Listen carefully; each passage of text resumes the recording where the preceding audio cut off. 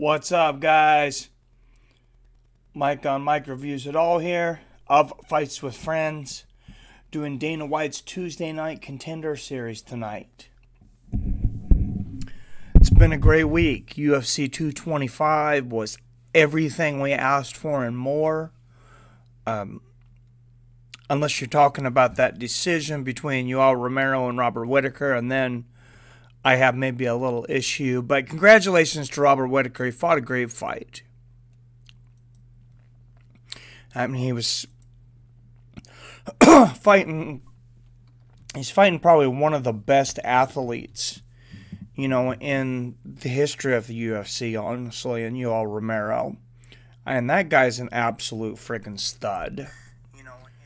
So, you know, hats off to him to stand in there. Romero's going to go up to 205 now. I'm almost sure. Dana said, he clarified, said he's going to talk to him about it. So this is something that's going to happen here real quickly. But what we're doing tonight is we're going to do, I'm calling it a live reaction now, so I don't get demonetized. I'm doing a live reaction to Dana White's Contender series.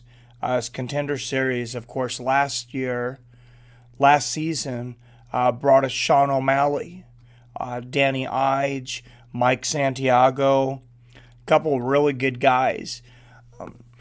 I like this a lot better than the Ultimate Fighter, at least for right now. The Ultimate Fighter was maybe, like, when it was new, maybe there was something to it. But now this is where it's at. You take 5 fights. You know, you get really good fights. They've had some really good fights on here. And what they do is they're just like, hey, Dana White's coming. Be fucking ready. You're fighting another guy that's really good, and it's do or die right now.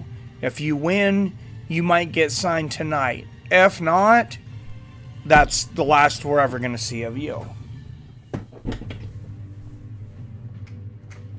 Most likely. I mean, I don't know. Maybe he revisits some of these guys, but that's pretty much the way this is. And this is in Las Vegas, Nevada. And you're watching Mike of Fights with Friends here on Mike Reviews It All, my other channel. Waiting for it to come back up, probably in a couple weeks. But it'll be back up soon. For now, this just gives me a chance to grow this channel. As you know, I always do MMA commentary if you watch my regular show. This is just going to be my variety show where I do anything and everything. It's random things. And this is how I started out on YouTube. Actually, it was on a variety show called Mike Reviews It All. Being my other channel, the stream got temporarily suspended for some miscommunication between me and UFC. What's going on, Jason? Thanks for coming in, man. Jason is on like every stream. Every stream. Love you, man. But yeah, 10 fighters tonight competing for UFC contracts. This is live and exclusive on Fight Pass. For those of you that don't have Fight Pass right now, I'm always saying, you know, go and get your 7-day Fight Pass. Go and get your 30-day free Fight Pass. A lot of you have already done that. What they're running right now is a pretty awesome deal. You can go and get UFC Fight Pass for 10 weeks. That's the length of the Contender Series. You can get it for 10 weeks for the entire Contender Series for $15. So that's $1.50 a week. That's pretty cool. And tonight we got 2 former NFL guys. And here's the contract winners from last year. I'm gonna rewind this just a second, because of course we got Sean O'Malley last year. Mike Rodriguez, Charles Byrd, We got a ton of guys actually got offered. These were the contract winners from last year. Charles Bird, Alan Crowder, Brandon Davis, Grant Dawson, Matt Frivola, Kurt Hollabaugh, Benito Lopez, you've seen his name probably in there, Julian Marquez, Lauren Mueller, Geoff Newell, of course, Sean O'Malley, the most famous one, Mike Rodriguez, another pretty damn good one, so Joey Sanchez, Boston Salmon, Carl Robertson, Alex Perez. They've been very good. Last year was really cool. They had what was called Snoopcast on here. They had Snoop come in with Uriah Faber, and they had an alternate stream, and that's the one I watched because they would do it afterwards because I liked hearing Snoop commentate. They don't have him this year, but they have Michael Bisping, his commentary debut, and he actually does a really good job from what I've heard on other things. I wasn't always the biggest Michael Bisping fan. I'm a lot bigger fan of him in retirement than I was as a fighter. And here we go. They're talking about the former Carolina Panther, Greg Hardy. He's had his issues throughout life. Arrested for cocaine possession. Had a domestic dispute issue. But he's a very athletic dude. He's got all knockouts so far in his pro career. 3-0, 3 knockouts. I believe he's right around 270. Austin Lane's got 4 professional fights, all knockouts. He had 6 amateur fights, though, also. Guy's 10-0. He went and did his homework. Of course, I knew who Greg Hardy was. It took me a little while to look into it to remember who Austin Lane is. Not as popular of UFC fighter. Maybe that's why you didn't, or as as a football player, maybe that's why you didn't hear him as much. I actually picked Austin Lane to win this from what I've watched, but I think that's going to be a great heavyweight matchup. We could end up with 2 new heavyweights in the UFC out of this, I believe. And then in between, before we start this next one, I'm going to talk about that UFC 225. Of course, that was a lot of fun. I had a lot of fun. I loved almost all the fights. That CM Punk Mike Jackson one, of course, that gave us a little bit to be desired, but it let us know CM Punk's probably not going to get there. And that's going to be the end of him. Unfortunately for Mike Jackson, Dana White told him that's going to be the end of the line for him too, even though he won. A lot of people will say he didn't win impressively. He didn't finish CM Punk. He didn't do a lot of things. You got to realize he was pretty much an amateur too. He'd only had 1 professional fight before that. I'm going to have Mike Jackson on the show at 7 p.m. on Thursday, and we're going to talk to him, because I want to know what Dana White said to him before before Dana White called him out and threw him under the bus in that famous press conference now. Of course, everybody knows in that press conference, he said, when they asked about CM Punk, he automatically said, well, Mike Jackson, is a bum, and he better go back to whatever he's been doing. He was really tough on Mike Jackson. And what's going on, Comedic Genius? Comedic Genius will have fun with that. Mike Jackson from UFC 225, CM Punk's opponent. Dana White, after UFC 225, threw him under the bus. Basically, so that Joker needs to get back where he came from, and he's not going to fight in the UFC again. He's fucking fired. And the guy had only had 1 fight. I don't know if he had a contract for continuing fights anyways, or what the deal was, but Dana's like, you're fired. We don't want to see you again, and he continued to dog on him. I want to hear Mike Jackson's side of the story. We've had him on the show before. You mean pound for pound #1? Yep. I'm sure you'll be on there for that, Community Genius. You have a chat with Mike Jackson. We're going to have him on Thursday, 7 p.m. Pacific, 10 p.m. Eastern. Hear his side of the story, because I want to know what Dana White said to him after the fight. I want to know everything that happened leading up to it. You know, a little more about how did you get the fight. I know he sent in a video of himself, and he did like kind of a little promo thing. But I want to know, you know, how did the UFC treat you along the way? What was your relationship with the UFC accommodations in Chicago? Did you have any communications with Dana White coming into this? Jackson versus Conor. Make it happen, Dana.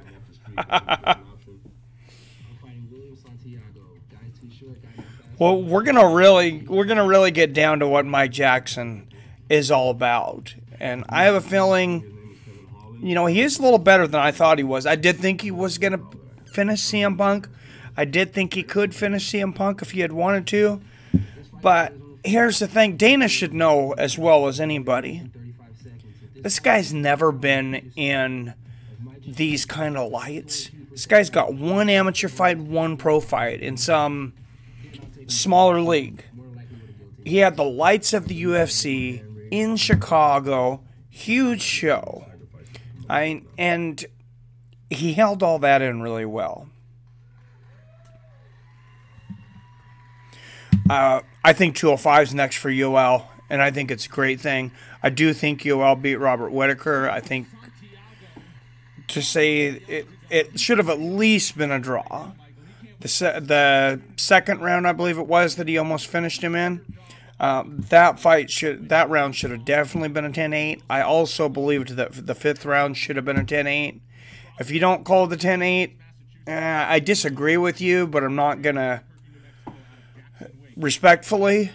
The second one, I'm gonna call you out on that one and say you obviously weren't going by the 10-8 rule set if you didn't think that was a 10-8.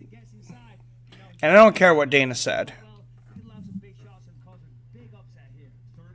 What's up, D'Angelo Reed? The Contender Series. I can't show the actual fight, but I am doing the live reaction, the fight companion to it now. So, we're just hitting some subjects before we get started here.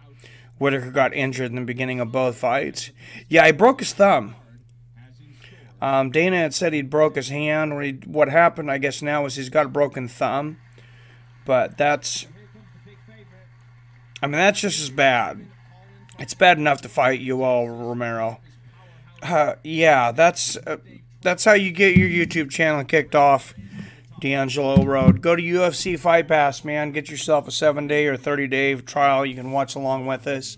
Or, right now, 10 weeks, the entire Contender Series. So give you all 10 weeks for $15.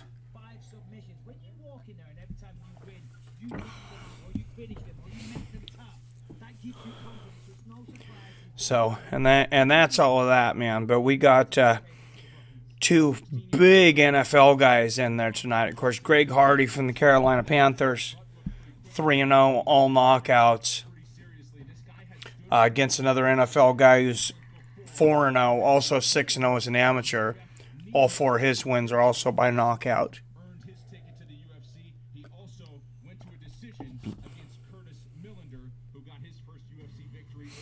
And we're see here, Kevin Holland versus Will Santiago. This first middleweight bout. Kevin Holland is these 185ers. Kevin Holland has a 12-inch reach advantage. He's a 6'3", 185-pounder. Will Santiago is a 5'7", 185-pounder. That's a brick house. That's a shit brick house. 81-inch reach for Will Santiago. He's going to be hitting this dude from across the cage. You better be really good at cutting the ring off and cutting the distance off. You have a 12-inch reach disadvantage.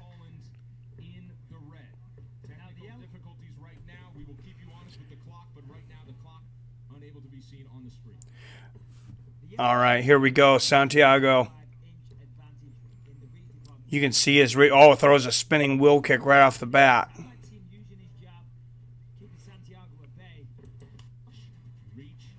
Excuse me, Kevin Holland. Excuse me, well, Kevin Holland's got the 12th reach advantage. Santiago's 5'7".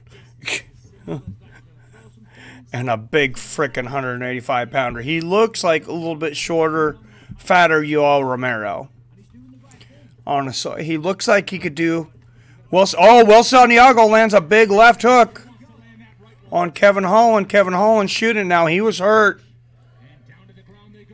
And Santiago takes the back. And now they're back up. Holland's going for that takedown again, and he's got Santiago down.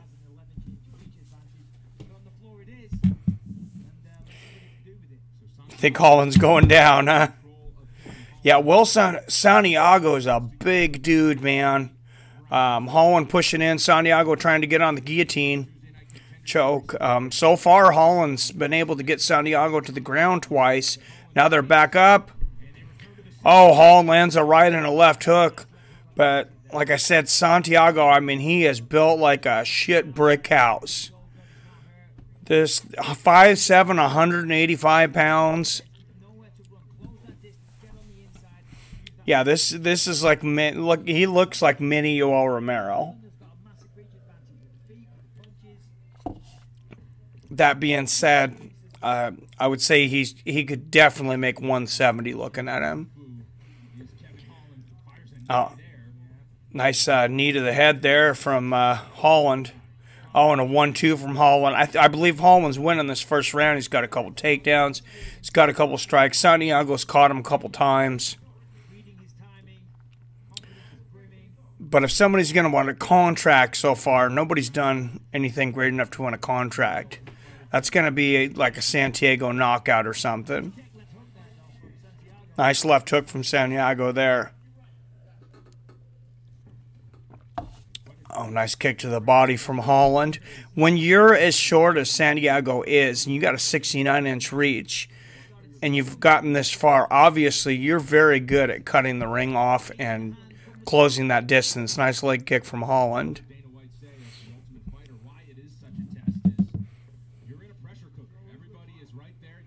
Santiago says 185 is the lowest he can go. What's up, El Chapo? Unfortunately, Reddit has shit streams for this, so I'm here. What's up, Sergio Roca? Glad to have you, sir. Holland measuring, showing Santiago a lot of different looks. Misses a kick to the belly there. But, oh, nice right hand from Santiago. There's 8-inch height difference between these dudes. Santiago literally looks like a midget out there next to Holland.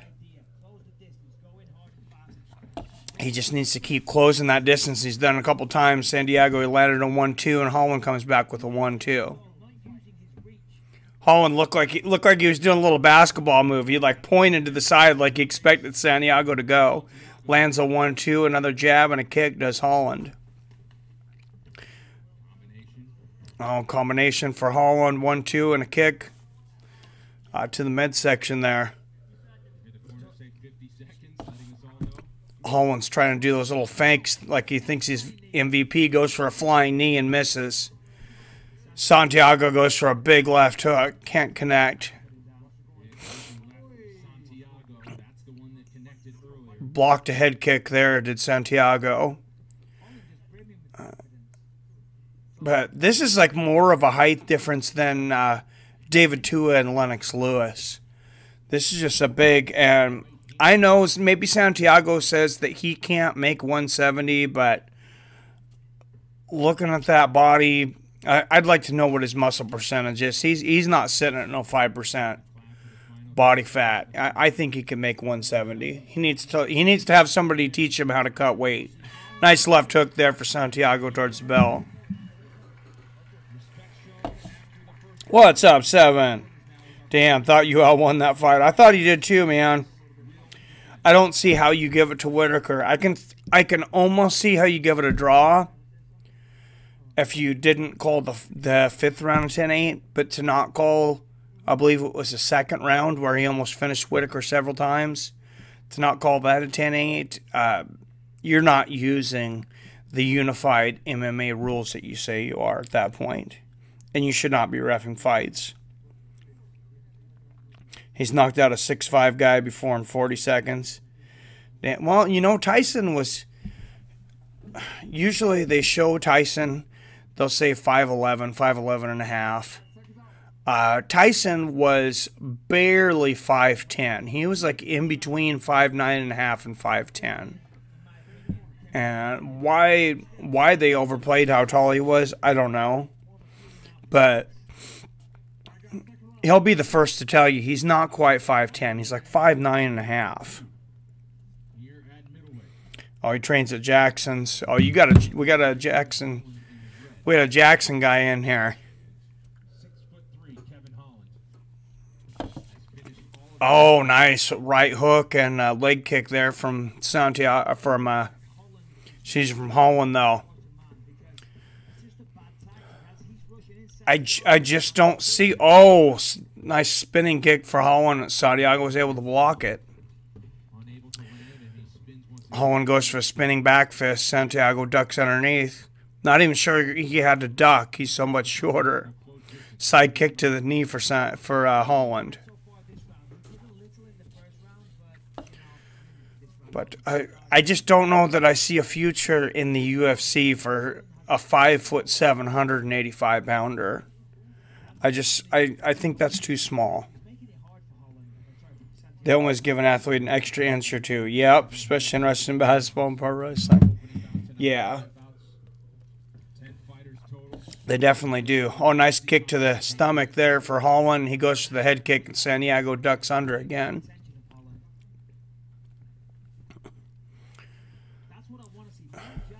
Holland throwing out that jab there. That's got to, if he can throw that jab, there's a difference between a boxing, how I feel, a boxing and an MMA jab. He's pawing with that jab. With those 4-inch gloves out on, and guys are finally starting to get knockdowns with it, that jab is a knockout weapon. You can knock a guy down with a jab easily, and a lot of guys have.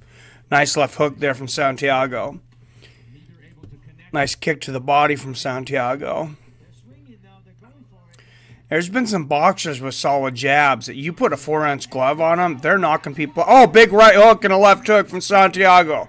There's that power.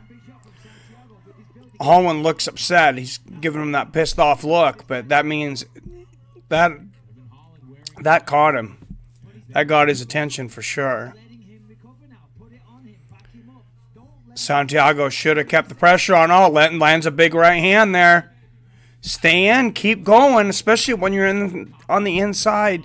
Your arms are that much shorter. You can throw a lot more punches a lot faster than the guy with the 81-inch reach when you got a 69-inch reach. That's your wheelhouse. Nice leg kick and a side leg kick from Holland. Oh, big right hand from Holland. And a knee to the head. Flying knee to the head for Holland. Nice kick to the body. Holland coming back well from getting hit by that hook earlier. Oh, nice front kick to the stomach and right hand.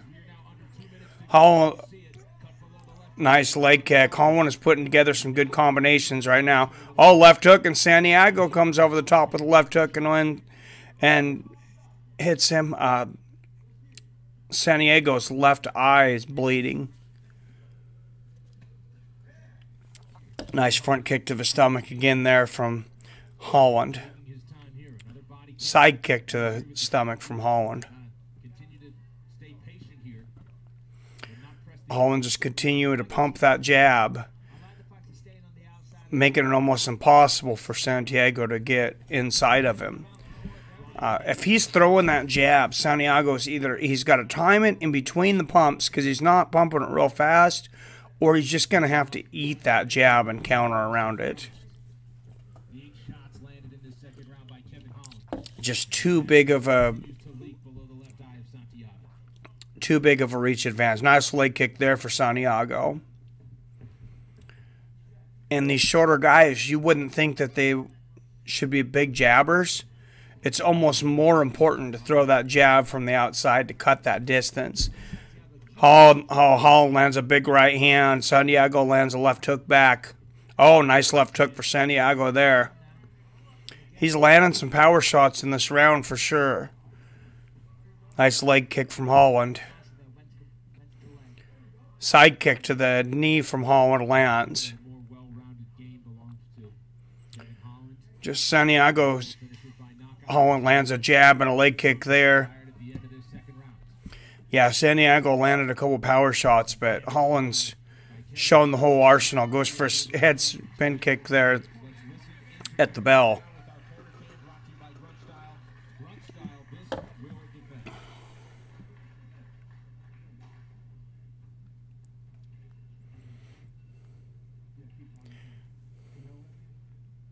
Saw something about UFC fighters not fully extending their arms for the reach measurements to fool their opponents. Huh, that's interesting. I hadn't heard that. Matt Serra, yeah, he's a short dude. 5'6". 5'6"? Yeah, Matt Serra's 5'6", 170 pounds. You're right. I'm sure he doesn't have the most reach. That's true, Jason. They do it as well. It's an old trick. Huh, I hadn't heard that. I would be surprised if Santiago lost this, El Chapo. I still think Daniel Cormier's towel trick was the best. He lost 2 pounds in 5 minutes. I haven't seen that. Do you have a towel? Do you have a soaked towel on and make everybody think he was going to miss weight? I didn't see that. Trust me, my boy Wilfredo Santiago has got this. I'm telling you. All right. We'll see, man. Nice body kick there from Holland to start the round off. Santiago's eye, they seem to have got that eye to stop, that cut to stop bleeding. Oh, big left hand from Santiago. Oh, Holland lands a big right hand coming in and a left-right. They both got wild there. They both landed big shots. Oh, and they both land again. Holland with the right, Santiago with the left hook at the same time. Nice leg kick there from Santiago. Oh, Santiago cutting off the cage now. Like I said, throws a couple double jabs there and lands the right hand. Nice 1-2 there from Santiago. Nice right hand and a front kick there from Holland. Leg kick from Holland.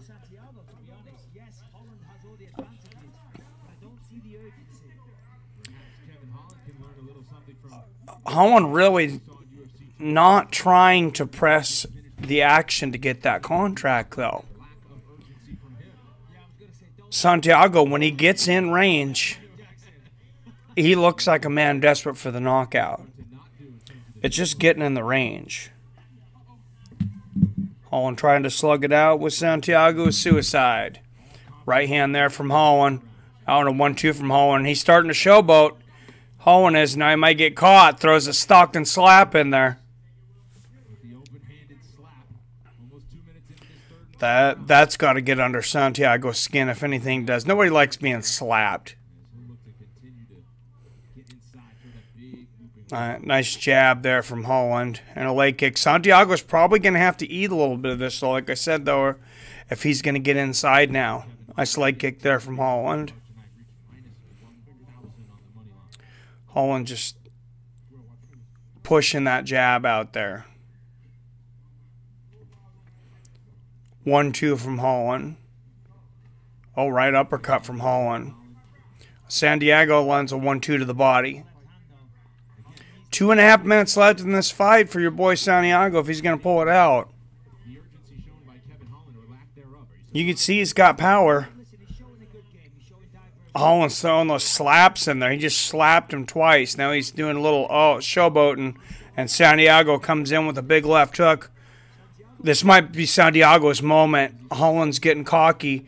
And Santiago's cutting the distance. Watch him right here. 2 minutes left. He's starting to use that head movement. I think he sees something. Santiago coming inside. He might be about to land a big shot here. Holland throws another slap there. Right hand lands for Holland. Santiago not backing up now. This is what he needs to do. He's going to have to go into the fire. It looked like maybe he could have thrown a right hand there, but didn't. He is getting within that striking range of the 69, that 69.5-inch reach. And there he was inside, lands a big jab. Holland's getting more comfortable. He's getting cocky. Lands a side kick to the body.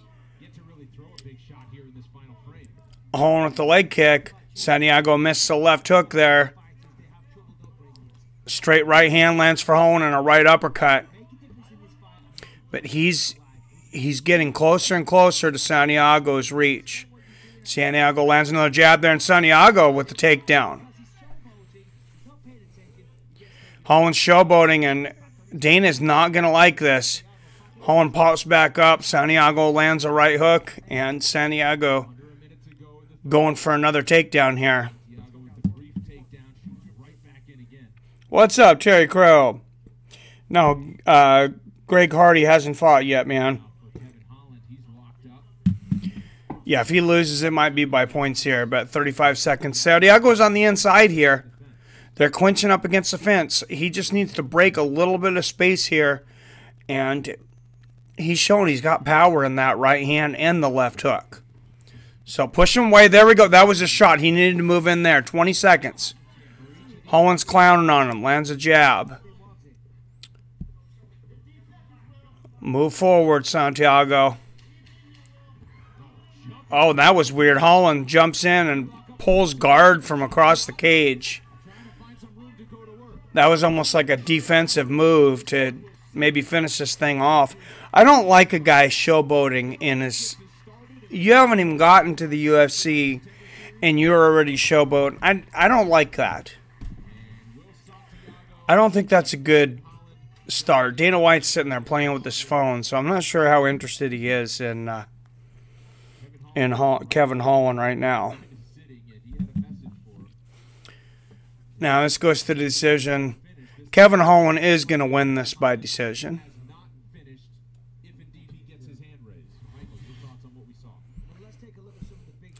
And we got Montel Jackson and Rico DeSulio next. And then Greg Hardy versus Austin Lanes looks like it's going to be the third fight for you, Terry. Thanks for tuning in, Terry. Appreciate you guys here. And Wolf. Yeah, I know, Wolf. It's hard. That's a big reach advantage to get inside of. And especially when a guy uses it. He throws that jab and he throws those straight kicks. He definitely could have caught him. He did get inside and land a couple hooks. I thought he could have been a little more aggressive there at the end of the third round, though. I thought he was within range a few times where he should have pushed the action and maybe didn't. He did get a takedown, but I think he was down on the scorecards and should have been going for the knockout.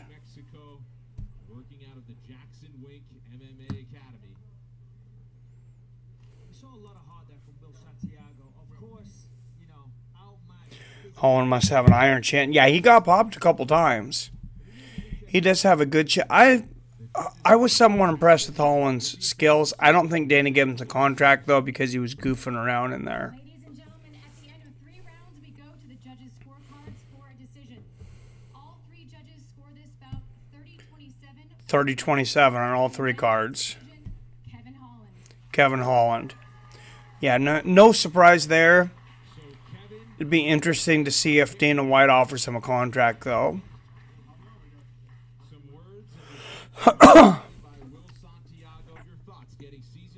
I just really don't think that Dana's going to like that showboating. Yeah, absolutely. Listen, that was the correct decision. 30-27. That was clear. Good performance by Kevin Holland. But as I said before, I would have liked to have seen a little more urgency. Bisbing says, good performance. Would have liked to have seen a little more urgency. I agree. Maybe he was being a little more cautious, though, because he studied Santiago and he knows Santiago's power. He didn't want to get caught.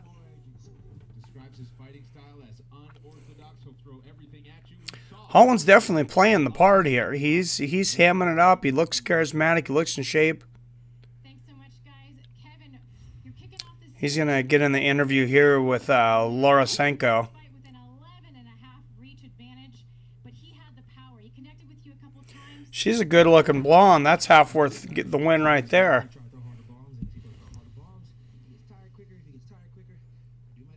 4-5 win streak for Kevin Holland, 13-3.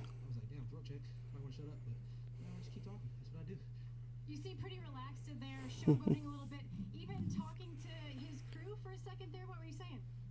Says he likes the showboat and he's talking smack to the guy's corner. Yeah. Pleasure your work. I like it a lot, but here to beat your fighter up. So that's just kind of how it went, you know. Well, you certainly showcased some really unique strengths. Like I said, I don't know about that. I'm not a big fan of a guy being cocky in his...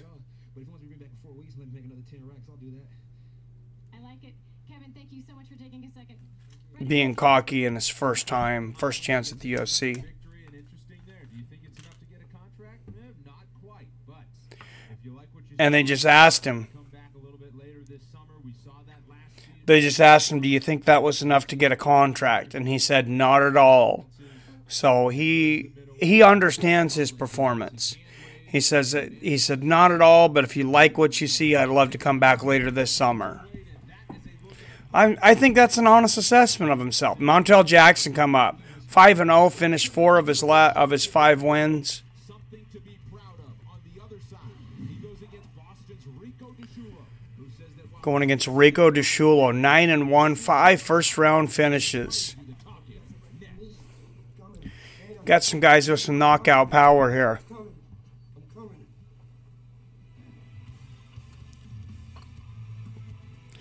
But no, I was kind of going by of Holland showboating. You know, if Dana White doesn't like Mike Jackson showboating at UFC 225, he's got to call it even. You know, what's he going to say in this fight with Holland? A little different kind of showboating than Mike Jackson was doing. I don't know. Mike Jackson was super green. He was under the lights of the big UFC. I mean, this is the Contender Series, but there's got to be a big difference when you're in front of a huge crowd under those lights in Chicago and you have the whole presentation. I mean, I'm sure this is very nerve-wracking. Standout fighters. Julian, you're coming off a fight of the night performance. You're doing big things. You're calling out Tyron Woodley's beard. Talk about how the Contender Interviewing Julian Marquez. He was awarded UFC contract episode 4 last year. Just defeated Phil Hawes by knockout on April 1st. I probably have to get another couple wins, but here I was able to come out, perform in front of the big guys, and then show So my true abilities. that's a big advantage. Putting boards there, and my personality's now taken. Last fight, defeated Darren Stewart by guillotine choke you did not last December. but you have proven that doesn't necessarily matter. Coming off a huge win at UFC 225, what's your advice for these fighters in terms of getting that attention? Yeah, thank you so much, by the way. Yeah, the Contender Series is awesome. You know, And of course, Dan Ige, excuse me, he defeated Luis Gomez last season by rear naked choke, coming off a victory at UFC 225. put it all on the line. And that's the way to do this. I think that, the Ultimate Fighter was to that point. It's like go all the way through, pick one guy out of each weight class. Honestly, I think most of us were starting to lose interest with the whole Ultimate Fighter format, though. And this is just a fight card. There's a little bit of interviewing in between, but the house stuff, I mean, we've all seen 15 seasons of Big Brother. We're all tired of watching Big Brother with fights at the end, or at least I was. I don't really get too much into the Ultimate Fighter anymore. Maybe when it gets more towards the end. I thought it was cool when they put Snoop in. If they put him in more as a commentator, I would watch just because I think he's funny. But this is cool because you go in and you fight, and either you're in or you're not. Jackson comes to the Contender Series with 4 knockout wins, 3 in the first round. So he will be looking So Montel Jackson and Rico DeSilio right now. bantamweights. This fight will be exciting because all I got and what I got with these two right here. I'm perfect for this show because I'm gonna go out there. I'm gonna do everything I can to win, and I'm gonna put on a show doing it. My name is Rico DeSchulo. I'm 31 years old. I fight out of Sit Your Tongue in Boston, Massachusetts. Rico DeSchulo showing off the boxing and the beforehand here. Mexico, I learned from other people's mistakes and their failures, like you seeing all your friends going to jail. There's not that many people. This guy's definitely both That become successful. are showing, looking like they're in good shape. Looks like got another guy out of Jackson Winkleman here. Big or small that you can make it from here. You don't gotta leave. You stay here and be successful, and that's what a lot of the young kids need. You know, I volunteer coach wrestling during the wrestling season. So that's invaluable. You get into Jackson's camp. Be positive. Never I mean, try to reinforce negative you better put everything into it stereotypes. because you're getting The urban city you're world-class training. Who cares what you're making for your purses? You're the one that should be paying at that point. And Jackson Winkleman, those guys are top level. If this fight stays on the feet, it will be sensational. Sensational knockout victory. I mean, they could make anybody outside of CM Punk a contender, I got into MMA actually after I but not CM Punk. going for a jog one day, and I ran by Sit Your Tongue in Boston with my coach, crew Mark Delgrati, coaching in there, and I hear all the bags, all the sounds you hear from the gym, bags being paid and all that. And I walked in, I was like, how did I not know this? Be right back, guys. I'm gonna get a drink of coffee between. There I am, and 10 years later, here I am, Any fight that I've ever had in my life, the only time I've lost is when I beat myself. I feel like nobody has ever beat me. The times that I lost, I made the mistake before. I knew it. I've made a mistake. I did something dumb, you know what I mean? I've never been beat. I've never been in a fight where somebody's beaten me. I'm fighting Montel Jackson, undefeated fighter, but truthfully, I don't pay too much attention to people that I'm fighting. I'll look up basic information like, are they a southpaw, are they a wrestler, are they this or that? Because at the end of the day, I train to be prepared for anybody. Nobody's going to have more will and desire to win that fight than me. I don't see anybody getting in my way, as long as I keep on doing what I'm doing, keep training, keep working, get better and better and better. It's like, I'm just getting started. I'm going to show the world. Those old school guys back on that are still on TV. They don't know how good they have it. They got those commercial breaks. They can go run to the bathroom. They can go run and grab something to drink. Well, they got people bringing them stuff too. But 31-year-old out of Team Sit Your Tongue in Boston, Rico DeSchulo. 31-year-old Rico DeSchulo. Little old to be getting started, just getting into the UFC, but definitely not unheard of. Striker with good footwork. He comes out of Sit Your Tongue. Sean Shelby, Karate camp, so he's an accomplished striker. Senior VP of Talent Relations for the UFC, has good things to say about him, though. So that's a big compliment. Obviously, he sees a lot of talent. UFC running in between 500 and 700 fighters on contract at a time right now. 3-fight win streak, 5 first-round finishes, 4 wins by knockout for Rico DeSchulo. But according to him, he says, I'm a baby in this sport. I'm really just learning how to be a professional right now, and he's got quite an opportunity right now. And this is, it's like the Eminem song, you only get one chance. Not scratched the surface of what he's capable of, but certainly hopes to start doing that tonight. Well, this is your chance to blow. Don't screw it up. Well, a fighter's best weapon is confidence.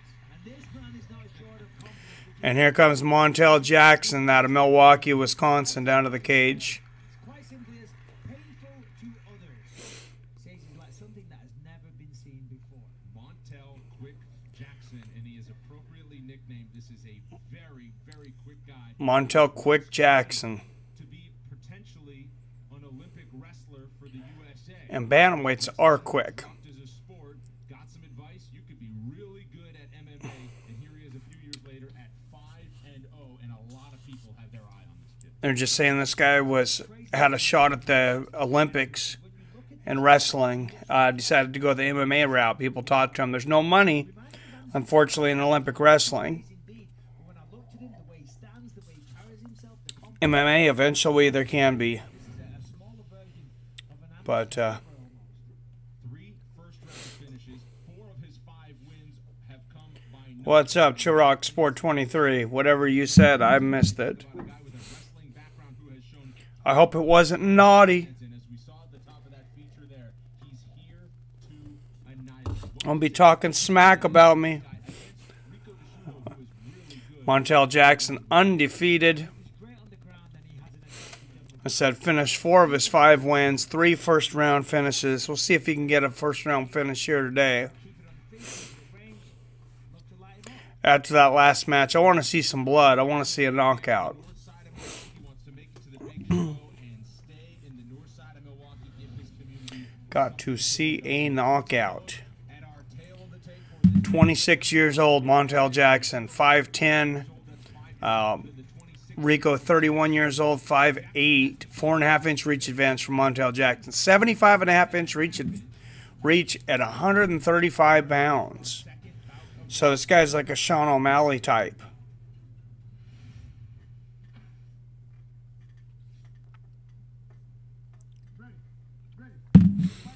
What do you guys think about the fire that Colby Covington's been throwing at Tyrone Woodley? Jesus, oh, DeShulio, nice leg kick here at the beginning of the round. Nice right hand. DeShulo, the underdog here.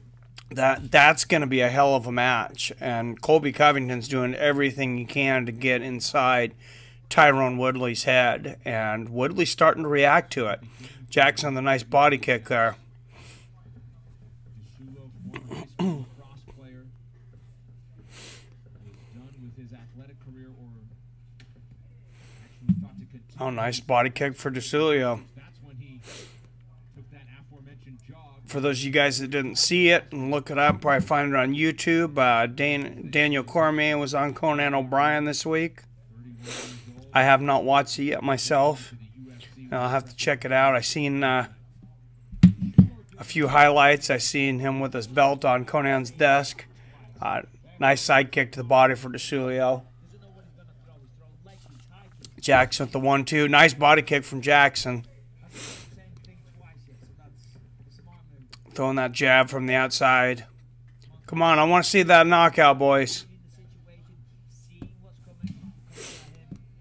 Nice leg kick. That was a hard leg kick from DeShulio. Oh, trying to see if Greg Hardy fought. Yeah, Greg Hardy's next, man. Body kick there for Jackson. Nice body kick from Jackson. Montel Jackson fighting his Oh, DeShulio goes for the body kick, and Jackson catches his leg. Nice elbow inside from DeShulio, and Jackson lands the knee to the body. He certainly has followed in the footsteps. DeShulio lands a nice leg kick there. Big 1-2 from Jackson. He's getting inside now. Right hand lands from DeShulio. He's getting inside where he's going to make something happen or he's going to get caught. And DeShulio's going to make something happen. Oh, nice 1-2. Right hand and a flying knee from Jackson. Right hand, knee to the body. Oh, big left hand from Jackson. He's on top, ground and pound. Raining down hammer fist. DeShulio is hurt. Big shots from the top from ground and pound. Big left hands and hammer fists. This is how you get into the UFC. He's looking to finish this. He doesn't want anything to do with those judges. Nice elbow from the top from Jackson. Another elbow lands for Jackson, and taking DeShulio's back, lands an uppercut from underneath. Those are rough. That's how Dan Henderson knocked out Fedor. 2 more uppercuts from Jackson. Oh, big elbow over the top. It was the back of the head, though. Herb Dean's going to get him in there. Oh, man. This is horrible for Jackson. Jackson was about to end the fight. Lands an elbow to the back of the head. DeShulo is really upset. They're going to call him up and give DeShulio some time here. He's throwing an elbow over the top. That's right on the back of the head, though. Herb Dean immediately takes a point away. That's horrible. He was about to end that and maybe get a contract in the UFC. He was on his way to a really impressive performance. Cormier versus Stipe has to be the biggest UFC fight ever, but it won't make the money same money as Conor fights. I agree, Jason. That's a huge fight, but the fly-by fan, you know, the casual fans, they want to see Conor. And obviously, you know, that whole country, all those Irish guys, they travel well. And they all watch the fight. I mean, it's like a national holiday every time he fights. Under 2 minutes to go in the round. Expecting them to not watch Conor's like expecting Americans not to light off fireworks on the 4th of July. Last season, our featured bout was Daniel Spawn. Nice leg kick from DeSulio. We'll see how much he was able to recover. He maybe got a gift from Jackson there. When Jackson threw that elbow from the back of the head, DeSulio throwing a flying spin kick there. Misses, but that kind of shows maybe he's got his chin back underneath him now. Jackson, big screw up, throwing that elbow to the back of the head. And Herb Dean, you know, one of the best referees in the game, and he immediately took a point away. You know, it really hurt. DeSulio with a spinning back fist grazes Jackson. Jackson setting him up with that front kick. Oh, nice leg kick from DeSulio. Montel Jackson stalking him, looking to get... Oh, he just got the knee to the chin in the right hand. Oh, and they're saying Jackson lands a low blow. I'm going to have to look at that again. Oh, and he lands the knee low in the groin, and Herb Dean just looked at him and said, "You don't know where your weapons are landing?" Jackson appeared to dispute the stoppage at first, thought he landed the knee clean. He just told him, "Get your weapons together. This is a hard warning."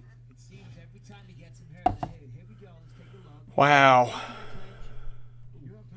Oh, so he threw the knee, and the knee landed in the stomach fine. What happened was his foot caught the groin. You can see it in the replay. Jackson looks to have a lot of talent. He's got to be careful, like Herb Dean said, know where his weapons are and where they're landing. Nice right hand from DeSulio coming in. Oh, nice 1-2 there from Jackson. A lot of speed and a lot of power from Jackson. He's got to be really careful not to get another foul here, though. Herb Dean's about lost his patience with him. Oh, DeSulio going for the takedown. Lands a left hook in the clinch there, and they break. 15 seconds left in the round. Nice right hand for DeSulio. Jackson lands a jab there. Nice leg kick for DeSulio. That's got to be Jackson. That would be Jackson's round, except for that point. You can't afford to be losing points in a 3-round fight. And that was a really good first round. That was really fun. Jackson, I have to think he would have most likely finished this fight if it hadn't been for his inadvertent fouls.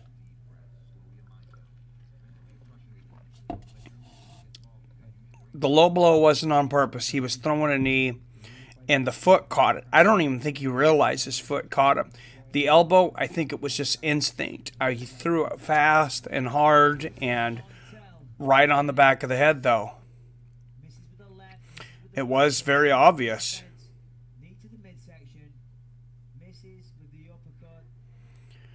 A lot of good work that round from Jackson. He had DeSulio in a world of trouble. Couldn't keep himself from landing that elbow to the back of the head. And hopefully that doesn't cost him the fight. Hopefully it doesn't cost him a UFC contract, because he could have been on his way to a really impressive win right there.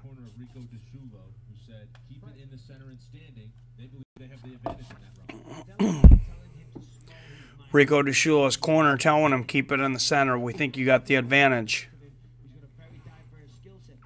if you keep it in the center. Well, Jackson's definitely got the advantage when he cuts the cage off, I'll tell you that. DeShulio lands a leg kick there. A lot of spinning from DeShulio, but not doing a whole lot with it. With a point deduction from Jackson, he did, of course, score the knockdown. Oh, nice right hand from Jackson. DeShulio lands a right hand of his own. If you're DeShulio and you're frustrated because of those, how do you kind of keep... DeShulio looks very frustrated. Jackson goes up top for a head kick. DeShulio blocks it. To be honest, you just got to forget about that. You know, you've got to forget about what happened in the first round. You've got a dangerous opponent in front of you right now that's looking to knock you out, punch you in the A lot more spinning stuff from DeShulio, but nothing there. Jackson gets his back. Jackson's got DeShulio's back standing, slams him down to the ground. DeShulio on one knee. Now back to his feet, but Jackson still got that back. Landed knees from behind. 3:45 left in the round. And he slams DeShulio down again. Oh, and he's going to get DeShulio's back. Oh, nice left hand. Nice uppercuts up against the fence there. And body shots. DeShulio doing everything right here. But can he come back even with a finish and get a contract after having 2 big penalties in the first round and having a point taken away? I don't know that Dana's going to want to take on that project. It depends on how impressive he is in the rest of the fight. He's got DeShulio's back in. He's definitely been dominating this fight. DeShulio's best moment has been getting illegally elbowed in the back of the head and getting a free point. Nice left hook in the ground and pound from Jackson. Beautiful knee to the body from Jackson. They're standing back up. DeShulio stands up, and Jackson picks him up and slams him Rampage style. That was some old school Rampage style slam right there. And DeShulio may have just given him an arm if Jackson knows what to do with it. And he's trying to grab it. Oh, and DeShulio's out. DeShulio throwing his legs up, trying to grab an arm for an armbar or something, but there's nothing there. Jackson just seems to be stronger. Oh, he's got north-south right now, and Jackson's looking for a guillotine. He doesn't have it. DeShulio's got the wrist control. Oh, and Jackson, that was slick. Jackson used it to take the back. DeShulio grabbed his wrist, and Jackson used that to spin around, and he's landing some vicious ground and pound from the top now. He's in DeShulio's half guard as he tries to transition to mount. DeShulio working alongside the cage, trying to climb up the cage there to get to a better position. He may get himself to a worse position first accidentally. Oh, and he's not in a good position right now. Jackson's got his back. Uppercuts and left hooks land from Jackson from behind. He's punishing. DeShulio's going to get up, but he's getting punished to do it. And Jackson may just slam him right back down to the canvas after it happens. Hard knees to the back of the legs there from Jackson, and he gets DeShulio down again.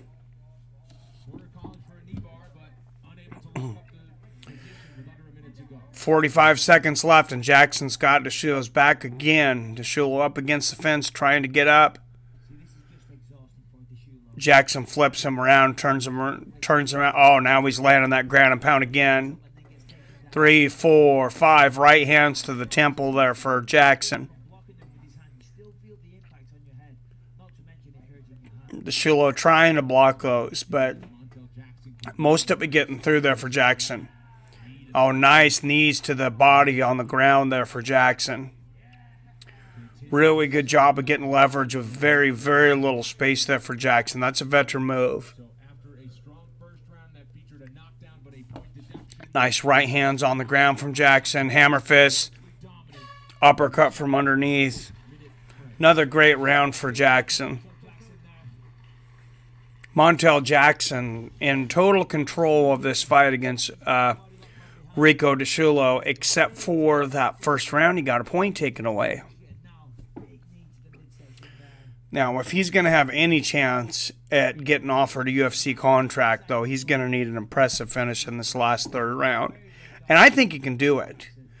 He's shown flashes that he could be a really good fighter.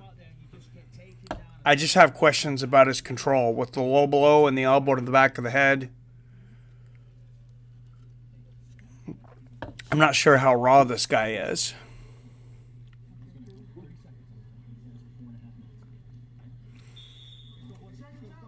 He's getting some water, a few seconds left, and they both kick their stools there.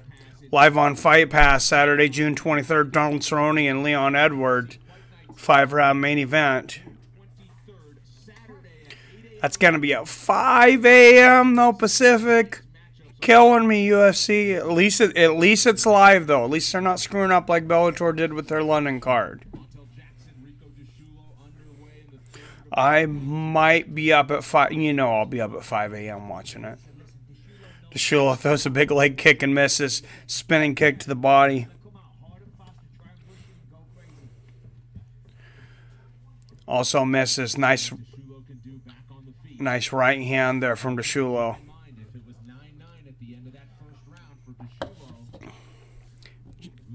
Oh, Jackson, nice little, or DeShulo, excuse me, nice little shovel elbow. Lands to Jackson's face and knee to the body. DeShulo's coming on this round, lands a nice right hook. Jackson's coming inside, though, now, lands a head kick. Nice jab, and he's got DeShulo cut, but DeShulo lands a big right hook coming in. He's catching Jackson coming in. Nice body kick from Jackson. DeShulo misses a couple winging rights right there. Jackson looking for that knee again, I think. DeShulo lands another low kick and circles away. He's not going to let Jackson line up this time. And another infraction for Montel Jackson. Another low blow. Third infraction of the night. So that's the third foul on Montel Jackson. He was deducted a point on the strike to the back of the head. This might be another point or a disqualification. I want to look and see how bad this was. Oh, it's an eye poke. I hadn't seen it at first. I assumed it was a low pull. They were down. It was an eye poke. And he was open. DeShulo was throwing a hook. And Jackson just poked him right in the eyes. And the doctors are looking at it. DeShulo's not certain he's going to be able to continue. This is a rough night for Montel Jackson because I don't think any of this was purposeful. But he's got a blatant elbow to the back of the head, a low blow, and now an eye jab. I mean, and poor DeShulo, this makes it really hard for him to showcase his skills too. I was saying he's getting hit with low blow, legal blows all night. He was having his best round of the fight. He's walking around here. Some I've noticed recently, it seems like they give UFC fighters more of a chance before they stop a fight than they do in boxing.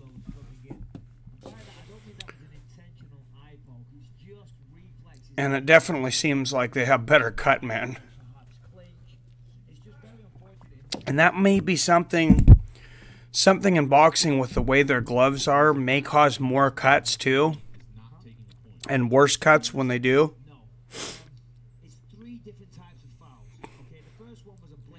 So it looks like Herb Dean. I don't think Herb Dean's taking a point away. He hasn't taken a point away yet. And this would be a... Let's see what he's going to... No, he did. He just took a point away. That's 2 points. Wow, three different fouls, but that's 2 points away from Montel Jackson. That makes it almost impossible to win a 3-round fight without a knockout. 3.5 minutes left. We're going to see a very desperate Montel Jackson. And DeShulo coming forward, throwing big right hands. He looks like the one that's desperate. props to him. Throws a double jab out there and the spinning back fist. All misses from DeShulo. Oh, Jackson lands a big knee to the chin and a nice one, too. Oh, big uppercuts, big hooks and uppercuts from Jackson. This like the beginning and the end. Hammer fists, uppercuts, hooks. Just don't foul. Uppercuts from behind. Oh, blood. He's squirting blood from his eyes, knees to the body. Jackson is destroying DeShulio right now. This is a tough dude. But Jackson teeing off on him, and Herb Dean says that's enough. That was a mugging. And it'd be interesting to see what Dana White thinks of that. Very impressive moments. Almost finished DeShulo twice. Ends up finishing him eventually. But 3 big fouls. Is that going to be something he's going to want to deal with? Beautiful finish. Beautiful knockouts. I really like this guy's knees. You know, with Anderson Silva's exit, Thiago Silva not being what he used to be, or Thiago Alves, we need some guys in the UFC that throw really good knees. And this guy threw some really good knees in this fight. I don't know that Dana White's going to want to deal with that from Montel Jackson losing 2 points in his fight, though. And you can tell he's really stressed out about it. Montel Jackson is. I mean, he got the win, but he's shaking his head. He's really disappointed in himself for the fouls. And so unfortunate. Young kid.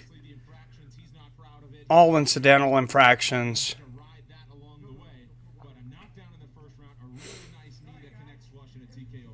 And if Dana doesn't give this kid a shot right here, I hope we get to see him again. I hope he gives him a shot in the future, because there's a lot of skill here, and he comes over and hugs his opponent. I said nothing purposeful here, just, you know, some bad luck and then maybe some carelessness and not complete awareness of his body to have three infractions in the same fight. And DeShulo's face is all cut up. So he turns pro last June.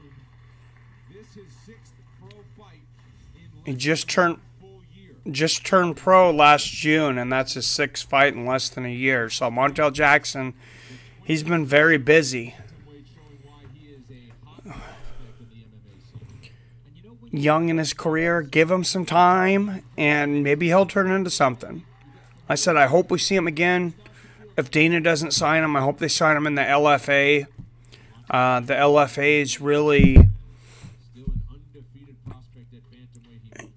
became the feeder league for the UFC.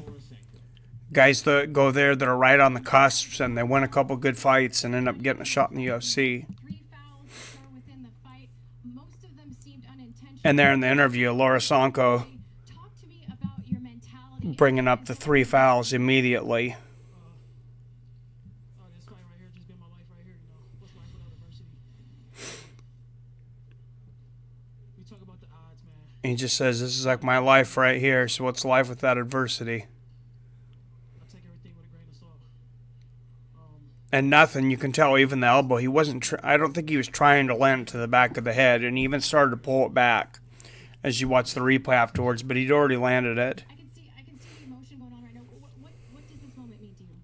It's what I've been working for. A chance just to show my ability and who I am. Said I really do hope this guy gets a shot in the UFC, because Family and the people that look like me from all over the world. So he's obviously been working his art hard. He's got 6 fights in a year. I mean, that's... Maybe there was some nervousness with the fouls, too. First time being in front of Dana, knowing everything that's on the line.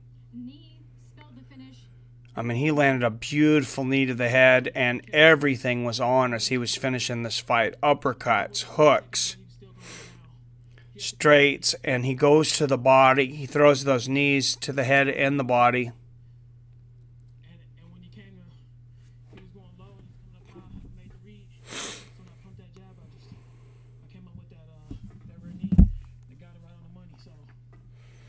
your message to Dana, Sean, and Mick, who are here watching? So you're going to ask Montel Jackson, what's your message to Dana? What can I say? He's kind of, Best is yet to come. he says, best is yet to come. Take a second. Guys, back to you. So a speechless moment there. You can tell he's extremely nervous. Perhaps not the way he planned it out. And of course, if you guys didn't see, people have been calling on Dana to do this. Dana White's giving Nick Newell, the MMA fighter with one arm, he's giving him a shot in the Dana White Contender Series. Greg Hardy, Pro MMA debut. 2007, he was an NCAA All-American wrestler. Austin Lane, 4-0. Both these guys have a 100% knockout ratio. These are big guys. For the next one, both spent time in the NFL chasing quarterbacks. How do we break it down? The skill set. Very big, powerful dudes. To Austin Lane, of course, he's had 4 wins as a professional. Hardy, Austin Lane has a big tattoo that says "Burn the boats" with ships on fire. I have no idea what that's all about, but that's intense. Whatever's going on in that tattoo, I'm a little worried. power is a 5. He's, a very, very accomplished NFL player. And of course, so is Austin Lane, but he just takes it in those. The big one is experience, though. 2.5 to 0. The experience, you cannot teach that. Power is great. All that is If you guys didn't see it today, Dana White's been calling GSP retired. GSP did exactly what Dana wanted him to do for that. And snapped back, and he was upset. He's like, I'm not tired. Just fucking chill out for a minute and give me a second. I'm healing from this thing. He said he's just a few weeks away from being fight ready. So Dana's trying to push him and see what he's got in there. Stephen Thompson calling out Robbie Lawler. What about that? That's a great fight. And now they're looking at Curtis Blades versus Alexander Volkov for UFC Moscow. A lot of new news coming out right now. Alexander Volkov, he's a beast, Russian champion. To fight Curtis Blades, of course, Fabricio Verdum was supposed to be the headliner against Alexander Volkov. Fabricio Verdum popping hot, and he's out of that Moscow bout. GSP is lucky if he retires before he goes retarded. You think GSP is starting to show the effects of head blows? I think GSP sounded pretty sharp on Joe Rogan a month or so ago. But yeah, you can only test it and get hit so many times. He's spent a lot of time in the octagon. When you look at the guys that have spent the most time in the octagon and landed the most strikes, GSP's right up there. So are both the Diaz brothers are up there with, for most landed strikes.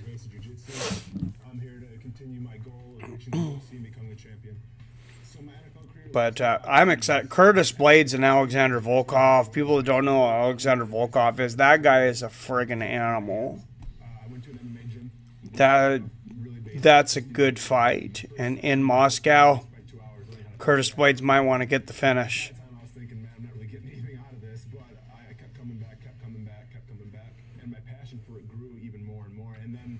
TJ Dillashaw versus Gombrand 2 coming up for UFC 227. We're just so spoiled right now as MMA fans.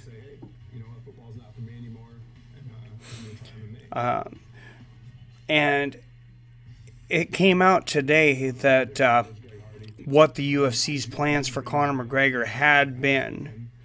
So supposedly their plans had been for Conor McGregor to fight Khabib, Nate Diaz to fight GSP, and then kind of a mini tournament, the winner of each one of those fights to fight each other.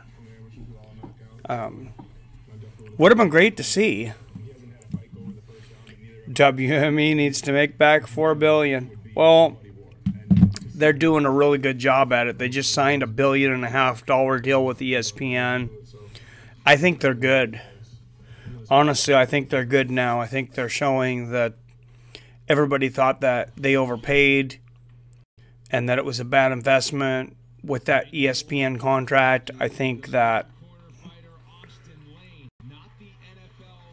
shows that that was actually a smart purchase. And a smart move on the Fertitta brothers' part. Obviously, put very little money in, come out with $4 billion, get out before they take any serious damage from lawsuits or anything else. I mean, they're basically out of the fire. And there's lawsuits against the UFC, against Zuffa. There's been live lawsuits for several years from ex-fighters and even current fighters. Mark Hunt being one of them. There we go, undefeated. Austin Lane 4-0, finished all 4 wins by first-round knockout. Former NFL defensive end with 66 tackles and 3 sacks.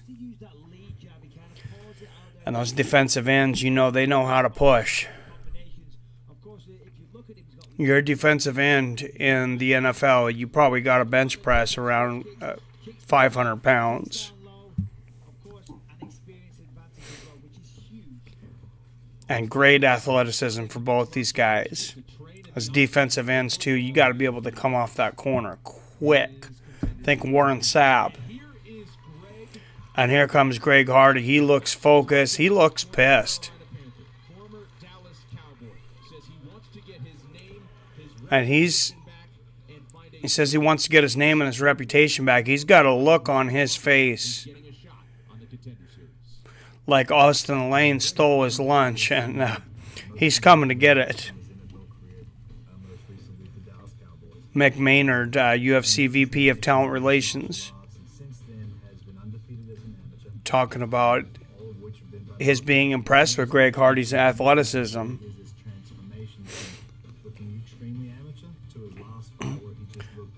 I'm expecting an impressive performance out of one of, if not both, these guys, and somebody to most likely leave with a contract.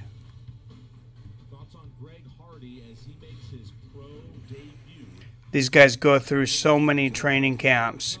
This is actually his pro MMA debut for Greg Hardy, though. Those first-round knockouts were all amateur wins. Former NFL defensive end, 2013 All-Pro selection. I got to go with Austin Lane here, though. He's got 10 fights altogether, 4 amateurs, 6-0 in the pros. Greg Hardy, 6'5", 264, barely gets under that heavyweight limit. Reaches even at 80 apiece. And then 29 and 30 years old, same height. 240 pounds for Austin Lane. So Greg Hardy's going to have a 25-pound weight advantage. And if he cut down to make 265, it might be even more. Oh, Hardy lands a big right hand right out of the gate, and Austin lands a big left hook. These guys are swinging. This is not going 3 rounds. Big leg kick from Lane. And Hardy's just got this creepy serial look on his face. I mean, I don't know if that's his football face that you couldn't see through the helmet, but eye poke from Hardy. Yeah, Greg Hardy catches Lane in the eyes. Like we said earlier, his first professional bout, so he's getting used to throwing hands like that. And in the NFL, these guys are used to... Oh, nice 1-2 lands from Lane. These guys are used to pushing with open hands. So that could just be a habit.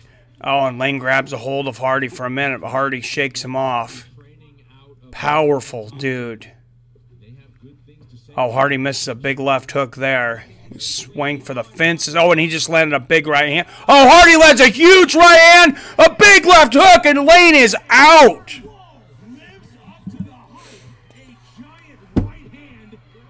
And Dana White stands up and says, wow.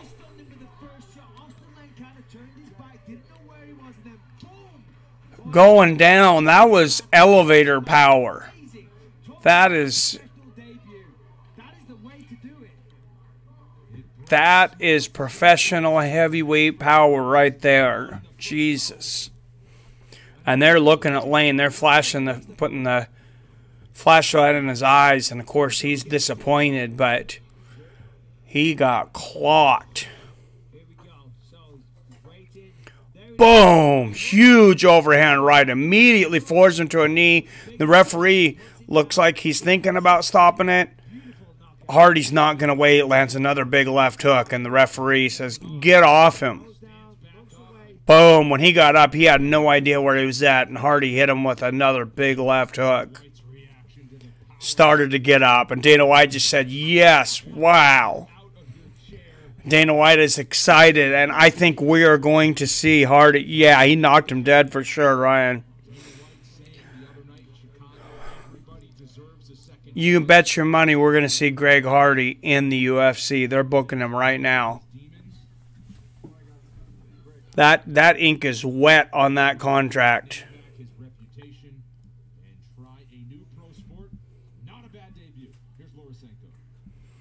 That was a great professional debut for Greg Hardy. And that shows you what happens when a guy that,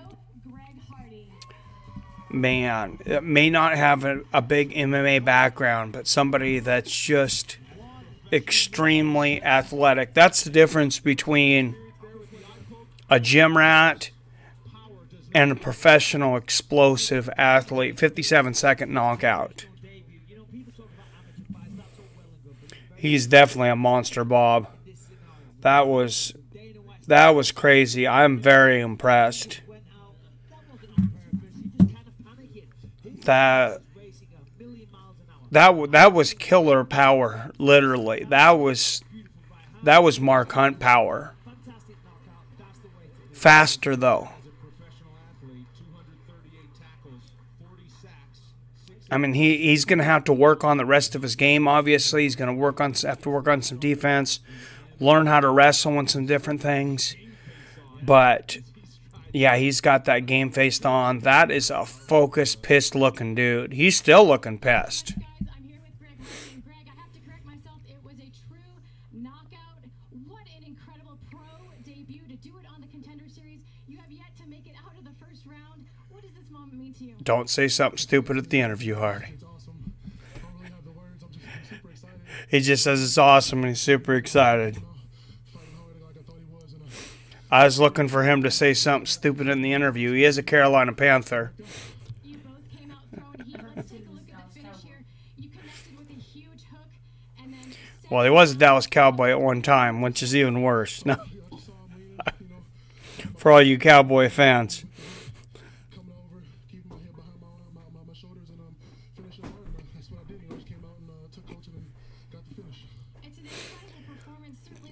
But man, that was worth the night right there. Oh, she just asked him, do you want to go straight to the UFC or you want to get more experience? He says, I'm ready for the big show. Let's go. I agree. He's 30 years old. Just get him in there. Line him up with somebody favorably. Obviously, there's nothing wrong with giving a guy that's very raw, in my mind, very raw, but you know he's got a lot of potential. You know, a couple guys they're in the UFC, they're good enough fighters, but they're not world beaters. They're not top 10, top 15. There's nothing wrong with bringing a guy up a little slowly. I mean, you're not going to throw this guy in there with Francis Ngannou or Curtis Blades or Derek Lewis. I mean, you're going to throw him in there against somebody else maybe making their pro debut or a guy that's got, you know, one win in the UFC maybe. But that's just explosive power, and they just showed it again. You could really hear it. Boom. I mean, just looping just all of his weight on it. 265 pounds.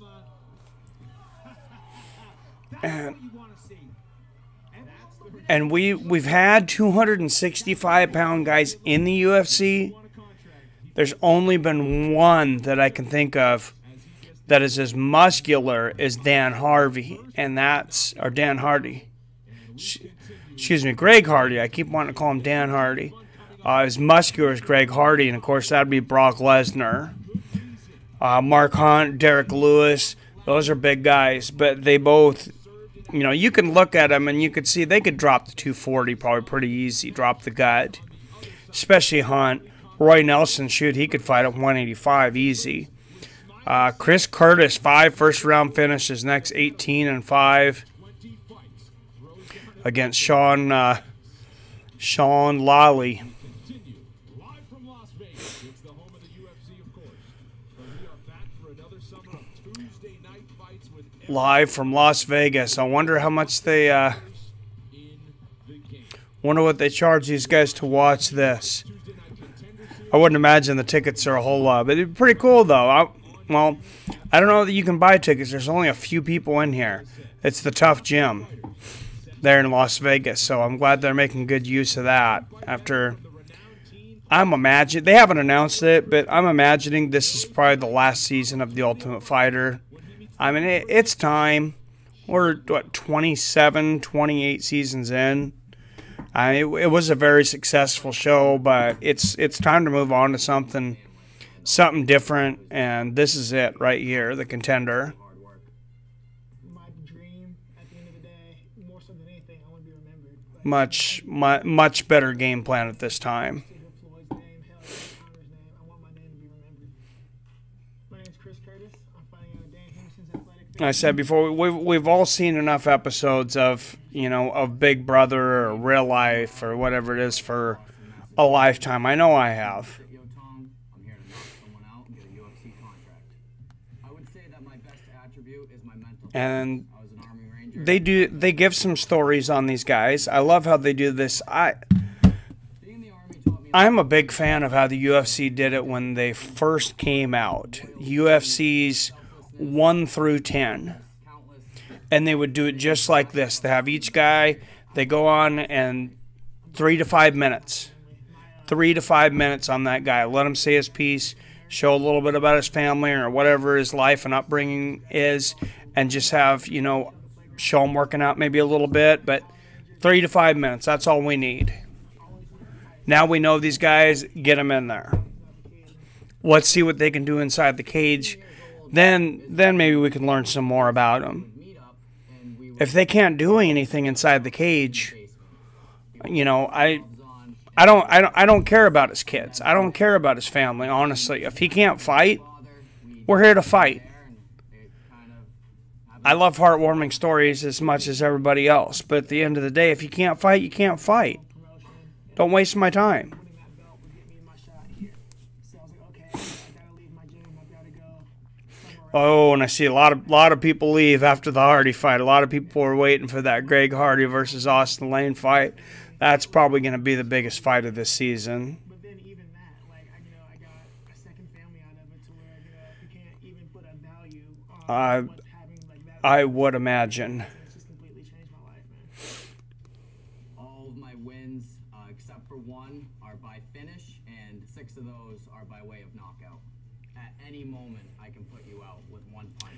Joe Rogan talked about his longtime friend Anthony Bourdain today. Of course, guy that had I expect this a great show, just seemed like, you know, a really great guy that lived life to its fullest, obsessed with jiu-jitsu. They said he did jiu-jitsu every day.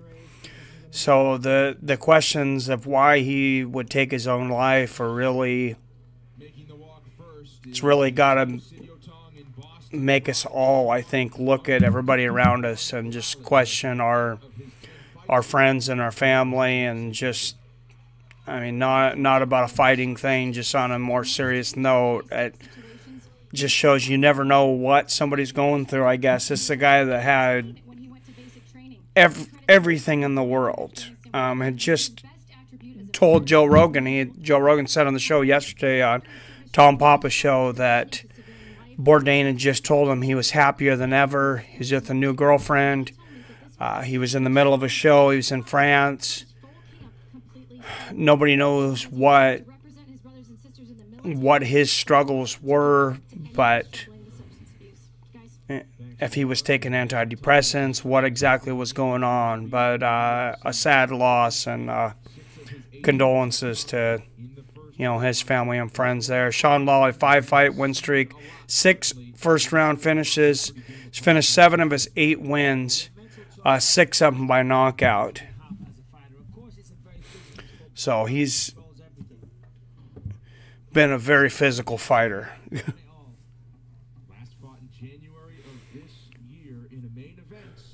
To say the least here.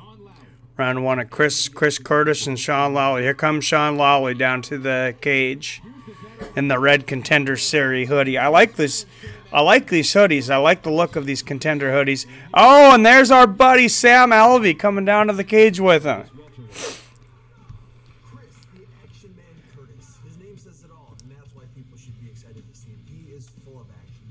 Now, he's been training with Sam Alvey. He knows what's up. Sam Alvey's got his shit together. And now I know why Sam's been busy. Now I know why he hasn't been answering my texts.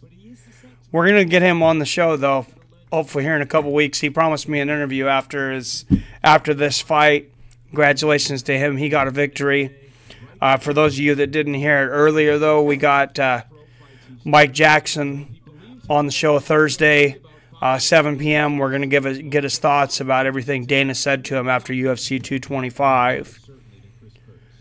Of course, a lot of people thought that he could have finished that fight. Dana White had some very strong words for him. Chris Curtis, 5-fight win streak, 8 wins by knockouts himself, training at Team Quest. I have a hard time not going for a guy that trains with Sam Alvey. I'm biased to a point that it's like if you've been good to me, I got your back. I'm gonna go to war for you. And Sam Alvey, I mean, he's a great guy, very approachable. Was more than happy to come on the show. Said he was gonna come out there again. It's been very nice to me. I have a hard time not going for his fighter and rooting for Chris Curtis. But that being said, 170 pounders. Sean Lawley, 6 feet tall and 27 years old.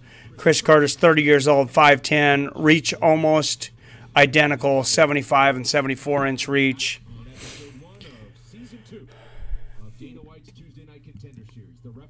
And they touch gloves and it's on. Lawley in the gray, Curtis in the red. Curtis, the prodigy of Sam Alvey. Lawley landed the leg kick there. Lawley's got kind of like that underhook, half mohawk cut. Kind of like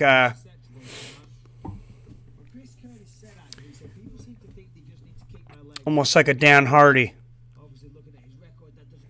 That's why I kept calling Greg Hardy Dan Hardy earlier, from the old welterweight Dan Hardy. Nice right hand there from Curtis.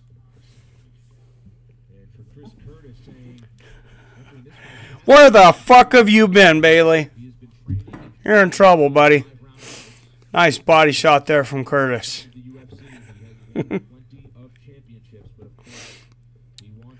Curtis stalking Lawley up against the cage there.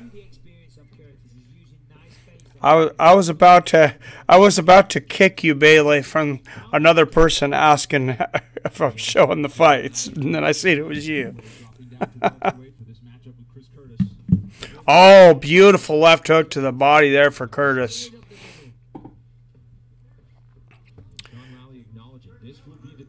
Weird stance here from Curtis coming from the outside. He's a southpaw, but he's got, oh, nice right uppercut.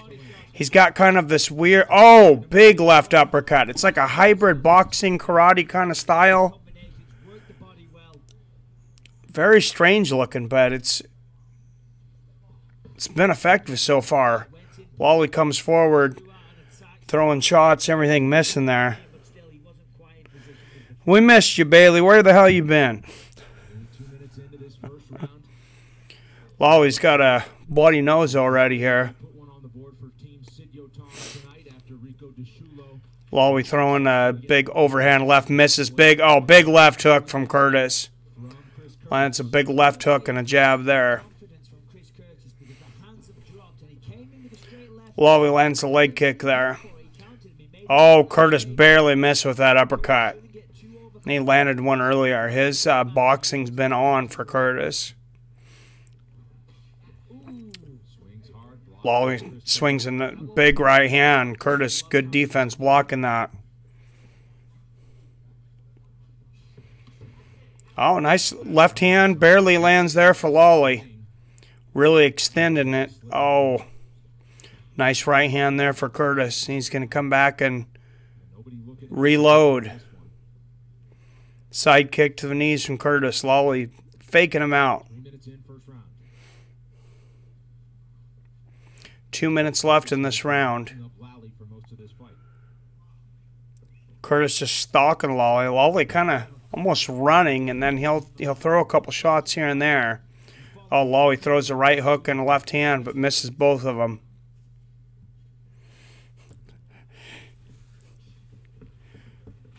Left hook for Lawley, misses there. For anybody that didn't hear it earlier, like I said, their UFC Fight Pass, they're doing a great promotion for this Contender Series. Lawley misses another right hand. You get all 10 weeks of the Contender Series for $15, so that's a hell of a deal. You want to follow along? I'm going to do all 10 weeks of this. Gives me something to do on Tuesdays. Oh, nice jab there for Curtis.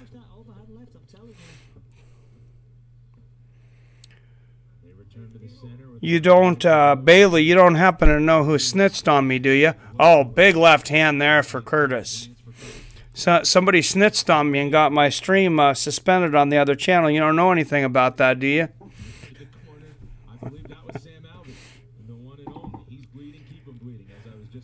He's bleeding, keep him bleeding, said Sam Alvey. I would expect nothing less. He's such a nice, violent guy. He is freaking hilarious. I love that guy. It's a guy that would knock you unconscious and buy you a beer in the same 10 minutes. And I'm not sure which one would come first. Nice left hand, left hook there from Lawley.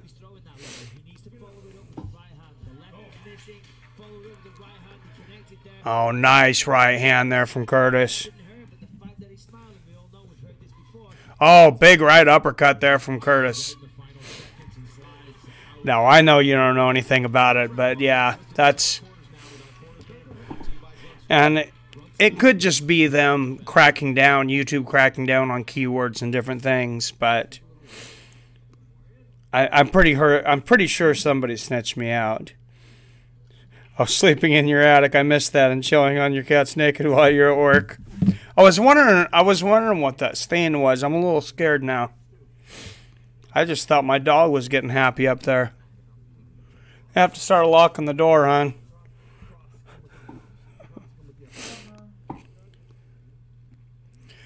Curtis definitely looks like the fresher fighter here.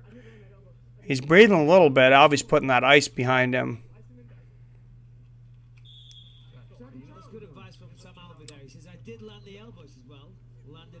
Alvy, coach, cut man, ice man, everything in the corner of Curtis here.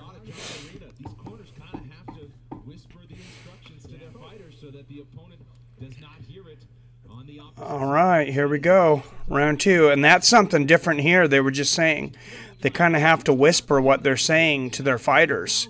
Now, if you're somewhere like UFC 225 Chicago, you got a lot of crowd noise covering up what people are saying. I couldn't troll if you were banned. That's true. Oh, nice right hand to the body there for Lawley.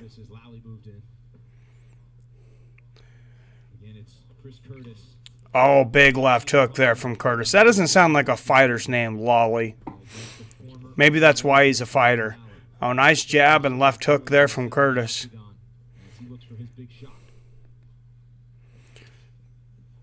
Nice leg kick from Lawley. Oh, and a right hand lands for Lawley. Curtis shakes his head.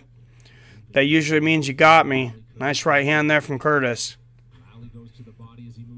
You can tell when Curtis throws his punches, though, the difference in the technique. It's like that difference in technique you've seen between CM Punk and Mike Jackson. No matter how much you trained CM Punk, you just couldn't take the WWE out of him. It's like you could not teach him how to throw a decent punch, no matter how long you tried. Nice left hook lands for Curtis and straight right. Another nice jab. He's picking Lawley apart, but he might need something impressive here to get the win.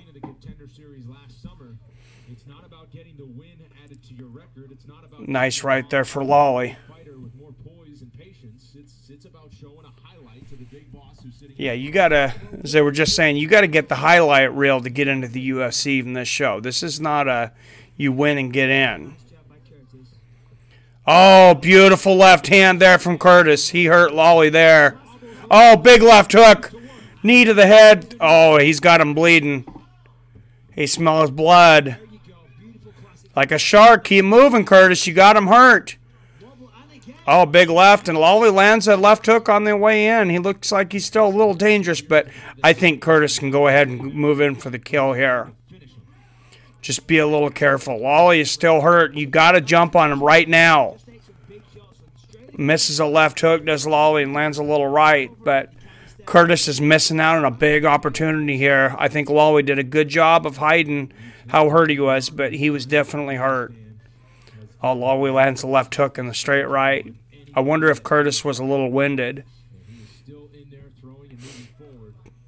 Curtis landing a nice jab there, but I think he let Lawley off the hook. He's trying to land that big shot again, but, I mean, he had him where he wanted him. Lands a nice left uppercut there.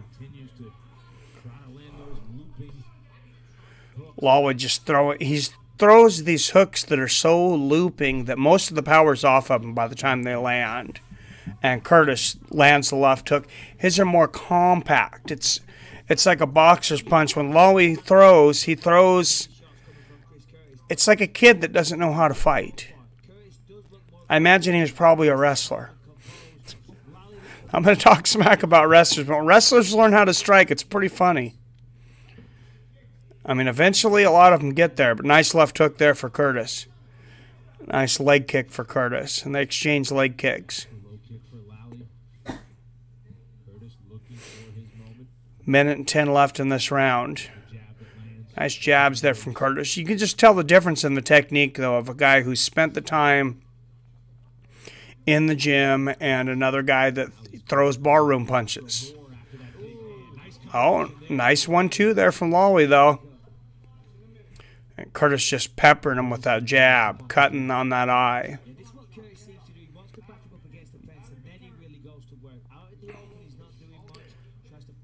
Leg kick lands there for Lawley.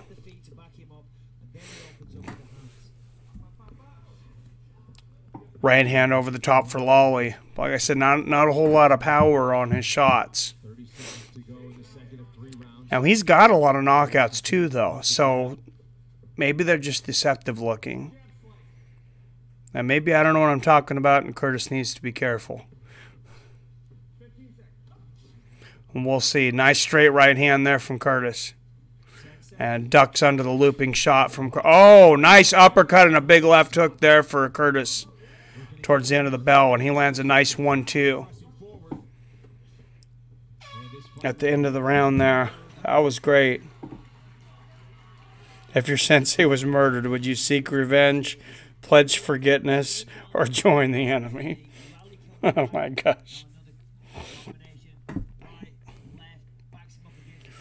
Well, if somebody murdered my sensei, I'm certainly not forgiving anyone, and I'm certainly not joining anyone, so that only leaves you with one option.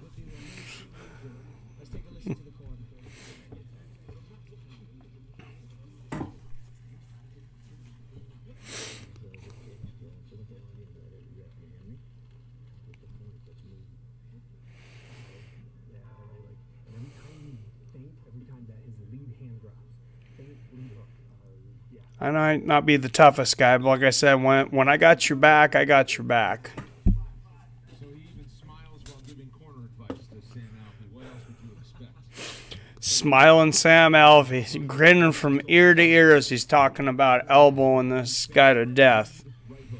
God, I love this guy. Can't wait to have him back on the show. Oh, Lawley comes out with a big head kick and a 1-2. Lawley's coming out with some desperation. Nice body kick for Lawley. Oh, and he's got Curtis up against the gate there. 1-2, and Curtis lands a nice 1-2 back. The issue with this for Lawley, though, is leaving a lot of openings, but he knows he needs something impressive here. He's down on the scorecards, and he needs a knockout if he's going to have any chance of getting Dana's attention. Lands a nice body kick there. Curtis lands a 1-2 to the body. Both these guys need to do something big if they're going to have any chance at winning a contract. Like I said, Curtis he's been winning, but yeah, you got to win big. Curtis measuring him. Lawley lands a straight right there. Oh, nice left hook to the body for Curtis. The southpaw Lawley goes to that head kick again, and Curtis blocks it.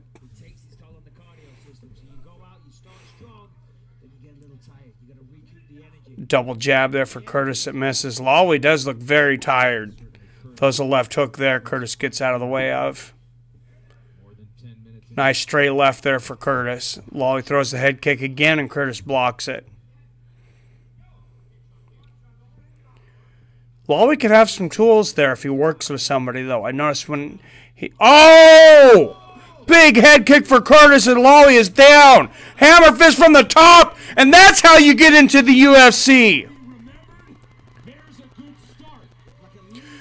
Chris Curtis. Welcome, my friends. Crack-a-lackin'. I'm going to watch the replay on that. Lawley has no idea where he's at. And Sam Alvey is smiling to that. He is a happy man. Oh, that was beautiful. I have a hard time. It was like a spinning back kick. Whoa. Hits him with the heel to the face for the knockout, and then the brutal ground and pound. That was beautiful. That was like something out of a martial arts video. That's not something you see land every day. And he really blasted Lawley, and he just lands all the ground and pound. Every shot he threw after that. That was an amazing kick. We might see 2 guys go in the UFC from this show. Last season, I think 16 guys got contracts. And he just asked Dana White if he could be one of his co-workers. That's great. Ladies and gentlemen, referee Herb Dean has called a stop to this bout. I have a feeling you're going to see this guy in the UFC soon. Number 3, declaring the winner by TKO, Chris Curtis. Chris Curtis, welcome to the UFC. I'm calling it now. Look out for this guy. Oh. Sam Alvey picking him up and slamming him in the cage in celebration. He says he likes to beat up his friends.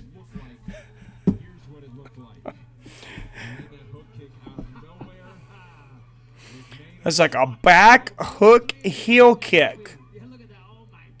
Something you very rarely see. I don't know that I've ever really seen it landed quite like that. Uriah Hall threw something a little like that. It's more like a Tekken move, though. Honestly, it looks like something out of a video game.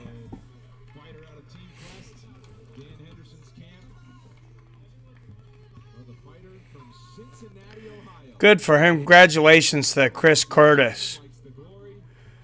And you know what? We're going to try to get Chris Curtis on the show next week. I like this guy. He's friends with Sam Alvey. I'm going to put that name in here. We're going to get him on the show. I think he's going to get a contract, and we're going to get him on the show. I'm going to put that in my notes to contact him before everybody else hits him up. And tell you, this guy... You belonged at UFC for the last 5 years. Do you feel like you did that, Tom? I did, man. You know, no disrespect at all. You know, he's got the heart of a lion. He's a great guy. But I showed him, you know, I can be out here. I can dance. I can This guy could be the future. 9 wins by knockout, 19-5. I was like, all right, you're loose. You're down. Go ahead and finish him. So we went out and finished him.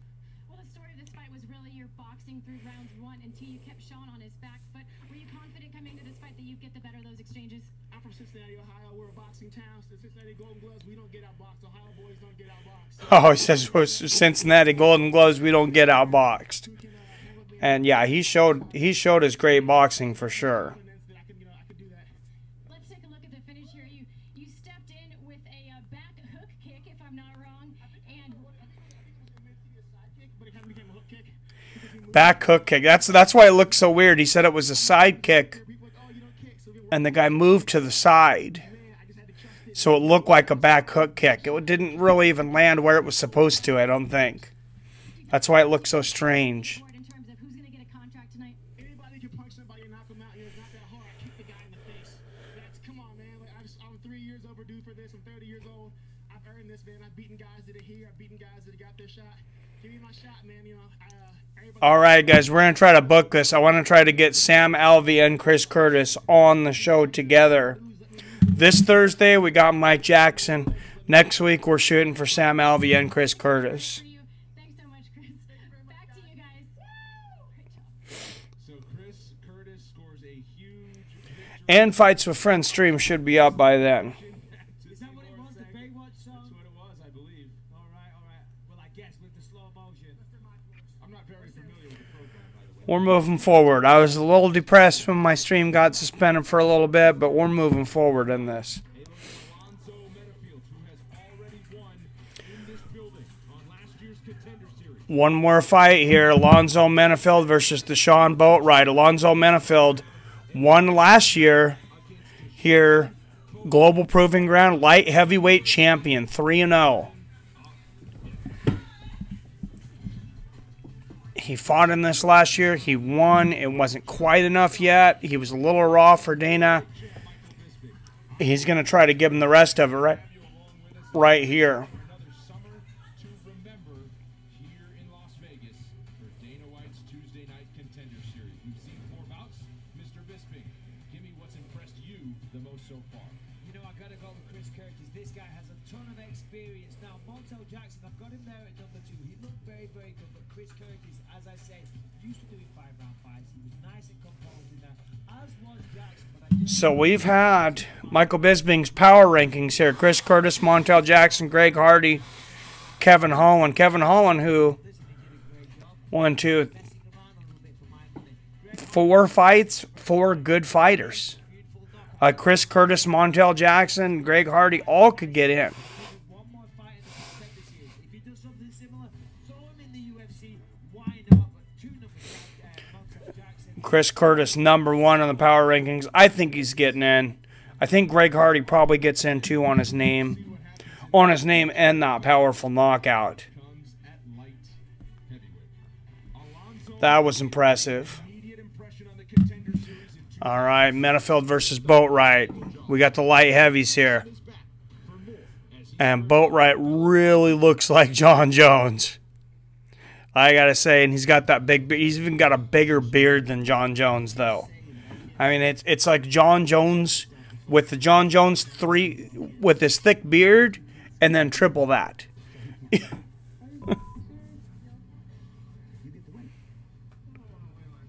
that's what it is. My first fight, me and Daniel Jolly was fighting. Yeah, I don't know. He said I poked him in the eye, whatnot. Turns out I talked to him. He said he had a fractured orbital. And Oh, so he fought. didn't get the contract. Last time he fought, If it does come to that, he hit the guy and fractured his orbital. The guy wasn't able to go on, and he didn't get the contract. and everyone like, oh crap, that looks. The fighter wasn't able to continue. I think that's pretty impressive, the fracture a guy's orbital, though. I'm glad he's getting another shot here. Since I was on season 1, basically I I don't know if we need any more fractured orbitals, but am now coming to the second opportunity. I'm like full on force ready to kill shit. I'm back, and now I am ready to prove that I deserve. that's the kind of things that gets us in trouble, people calling for fractured orbitals. season 1, and here I am back. My name is Deshaun Boatwright. What in the world does that have to do with anything, Bailey? Dana White, I'm the biggest, blackest, Oh, I got you. If we added a new wall in there. I fight for, Oh, man. I fight for my people, I fight for my gym. Inside the octagon, in between the two fighters. I thought you were going to tell me we needed to add a new wall in the living room here. Stop kicking my dog off the couch. You couldn't climb it. Yeah, I'm not quite sure how that would work. And I believe that the meaning to life is to help others. That's the meaning of life. I love charity, man.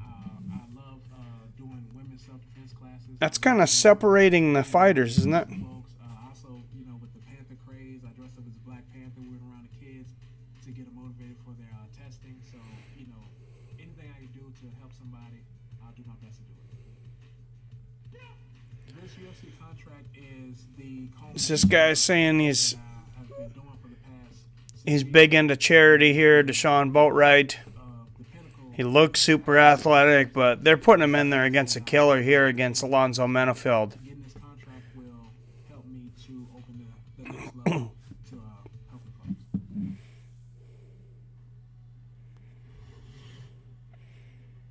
Eye bugs are legal. Well, all bugging is. Oh, Jesus. Deshaun Boatwright. Yeah, from Long Island, New York. He is a big-looking light heavyweight. And I said he kind of looks like John Jones with a mohawk. So he turned pro back in 2015. He has just 3 fights, though, Michael, and he last fought in December of 2016. Your thoughts on Has not fought since December of 16, though. I wonder why. I'm not sure why that is, and that's interesting. The UFC, these Contender shorts and shirts, sponsored by Grunt Style 1776 with the arm. So UFC, a little incognito, but going pro Second Amendment here on their clothing. That's there's no doubt about that. I want one of those shirts too. Those are pretty sweet looking. What about a low ceiling you could grab onto and do some cool kicks? I'd like to see more people do like Anthony. I think you should be able to hold on to the cage. I think that's a good start. But it was like when Anthony Pettis, remember when he did the Showtime kick and he jumped up on the cage, he ran up on the cage and kicked Benson Henderson and knocked him down. We were kind of sitting back like, can they do that? And nobody really had an answer because nobody ever tried to do that before. So I guess they just decided, hey, that was really fucking cool. I guess that's legal then.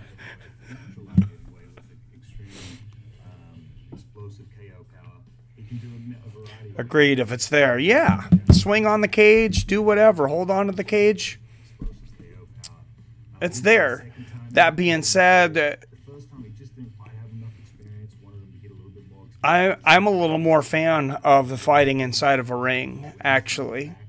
Like Pride and like the new Japanese show is doing. Risen. Finished all 6 wins, 5 by knockout. Alonzo Menafield. Undefeated. 4 first-round finishes. Yeah, this guy is a beast. And like I said, last season, the guy he fought against, he broke his orbital bone. That didn't get him into the UFC.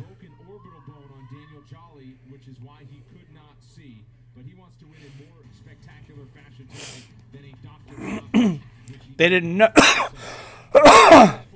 They didn't know it was a broken orbital bone at the time. The guy just said he couldn't see. Maybe that's why he didn't get the contract. Both 30 years old, both 76-inch reach, 205-pounders. Mark Smith, the referee, last fight of the night. Your thoughts on the underwater fighting league? Oh, huge right hand out of the gate for Menafield. Jesus, left hands. Give me my fucking contract. Backflip.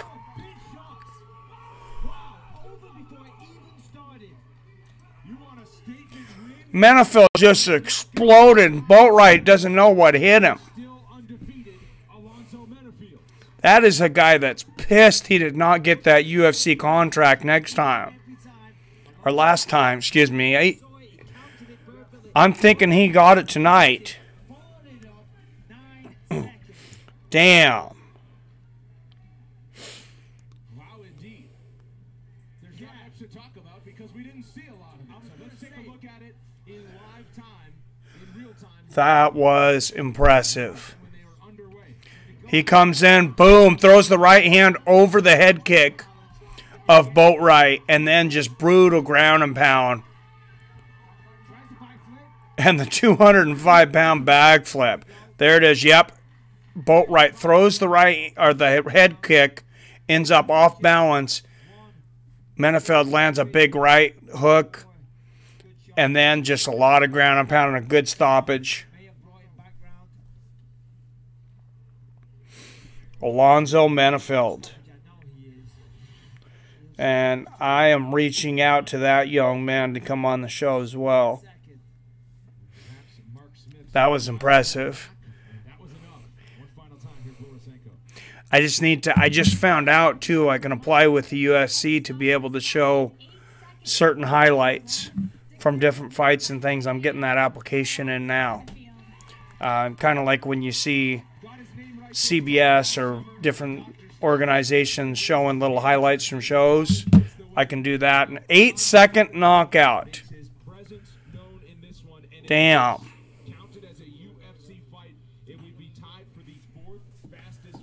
Would be the 4th fastest knockout in UFC history if it was a real UFC fight. I think Dana White's writing that contract right now. He's running somewhere. I think he's going to get a pin. Oh, yep, he just ducked in the back. Wow, what an impressive night, though.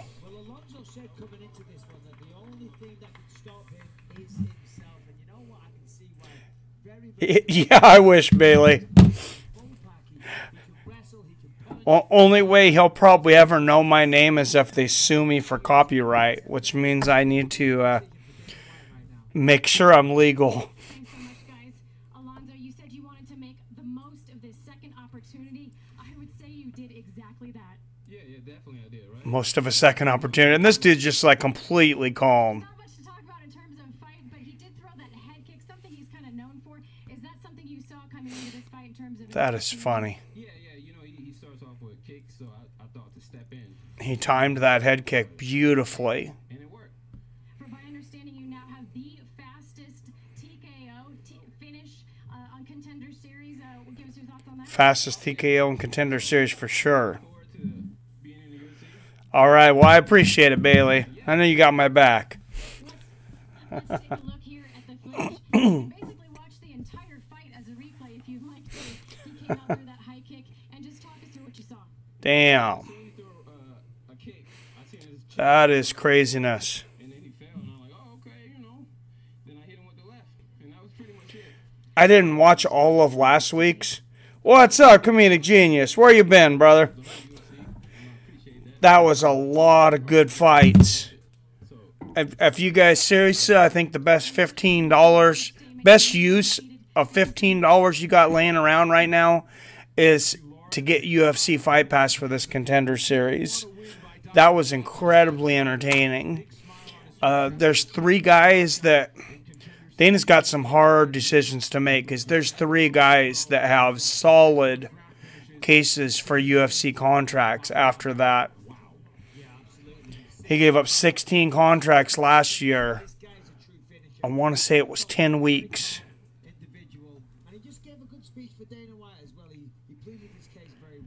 Yeah, that was really nice. 2-hour presentation. Well, Dana White decides who makes it to the UFC next. He's going to decide it on the air. I didn't realize this. I said I don't think I ever watched it all the way to the end. What's the news with the Gimp? I still have not heard. I haven't checked my email after work. I emailed him again today, trying to figure out what's going on with him. I hope he's okay. Yeah, I haven't heard anything from him since the 21st of last month, I believe it was. So I'm hoping Dutch guy's all right. I'm a pretty easygoing guy. I said he's in rehabilitation. He was at the rehabilitation center. I seemed to be doing good. They were happy with his progression. I just really hope everything's going great for him. I wish he'd get back to me. Oh, this is a dorky looking dude they're showing here. This is a dorky looking white guy. He better know how to fight. Oh, Nick Newell. Oh, okay. He is fighting in this. I don't know what week he's fighting, but Nick Newell is signed for the Dana White Contender Series. And what week that is, I don't know. I imagine maybe he's going to wait till the finale. I'm not sure. I'm not sure if I can look ahead to the next week or not. I don't want to go off of this because I want to see who gets the contracts. I can't imagine he would only give out one contract after today. It's got to be at least two. So we're going to be inviting, I imagine we're going to be inviting at least two people to the UFC after this. And I'm going to try to get him on the show next week. Anthony Hernandez. So, I mean, my dad's like, one of you dumbasses is going to get hurt. And then my cousin's like, come to this gym. And I went and did it and fell in love with the sport. Which basically was the worst day of my life. My dad died. We found out he had like lung disease. And I'm actually, when this is over, I'm actually going to get in contact with Sam Alvey and try to get Chris Curtis, his prospect, the guy he's training, Sam Alvey and Chris Curtis, on the show next week. I like to get Nick Newell on there. Didn't Chris? I think Chris had Nick Newell on one week. That's a cool story, but like Dana said, that's a big risk, putting a guy in the most dangerous league in the world with one arm against super athletes that have two arms. I mean, that'd be a hell of a story. The closest I'd say we had to that was, you had Matt Hamill, who's deaf, but that's not quite the same disadvantage as having a missing arm. I've heard you guys talking about it. I'm going to have to watch some of his fights. I think I've seen a few highlights. I actually haven't watched a whole lot of Nick Newell. I'm going to put that on my list of, on my to-do list for this week. Oh, here we go. Next week. Matt Sales versus Yazon Haju. Featherweight bout. Anthony Hernandez versus Jordan Wright. That's going to be middleweights. Giga Chickadees versus Austin Springer at featherweight again. Light heavyweights Ryan Spann and Emiliano Sordi, and welterweight Dwight Grant and Tyler Hill. So no Nick Newell there next week.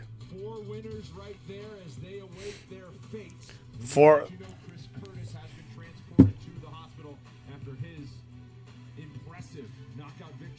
Oh, Chris Curtis has been transported to the hospital.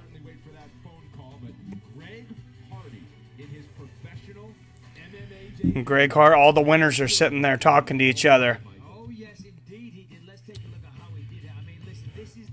Greg Hardy started it. He was very impressive with his knockout. A lot of super impressive performances tonight, though. This was definitely, I'd say this is a good use of my time to watch this for 2 hours tonight. Very entertaining. Any minute here, we're going to find out who the new people going into the UFC are. 57-second knockout from Greg Hardy. At heavyweight, 8-second knockout from Alonzo Manifield. Chris Curtis against Sean Lawley. Chris Curtis gets that hook kick knockout. That was very impressive. I could definitely easily see 3 contracts going tonight. I would say Greg Hardy probably definitely gets one. Then I have a hard time saying Alonzo Menefield. He's got to have it with the 8-second knockout. And then the third one, I'd say Chris Curtis. I think the last 3 fights there, all UFC contracts.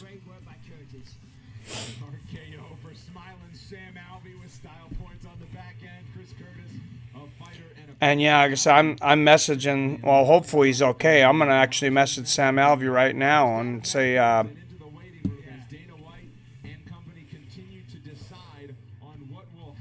hope he's okay. I doubt he's looking at his. He might be looking at his phone right now, but I'm gonna message Sam Alvey and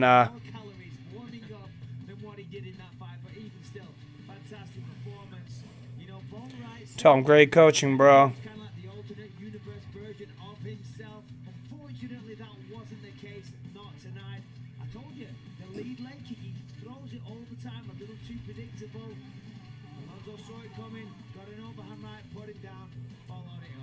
That's the fastest knockout win in Contender Series history, dating, of course, back to last season, last summer, the first season. Just 8 seconds of work, and he stays undefeated. And coming into this fight, Menefield said, I need to hit the kill switch sooner. I need to turn it on and make it look good this time. I don't know how much quicker you can get than that. So, job well done. He certainly achieved all of those things.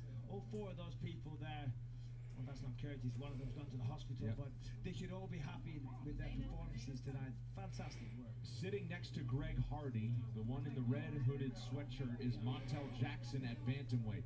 He struggled through some adversity tonight. It was really an impressive fight from Montel Jackson, but a low blow, a blow to the back. Still awaiting the decision of who's going to get the contracts here. Dana's maybe looking over his notes here. Dana White is ready. Oh, and he is ready. Here comes Dana. Thanks, Brendan. Well, Dana, I don't know that you could have written a better script for episode 1. What an episode. Who's going to the big show?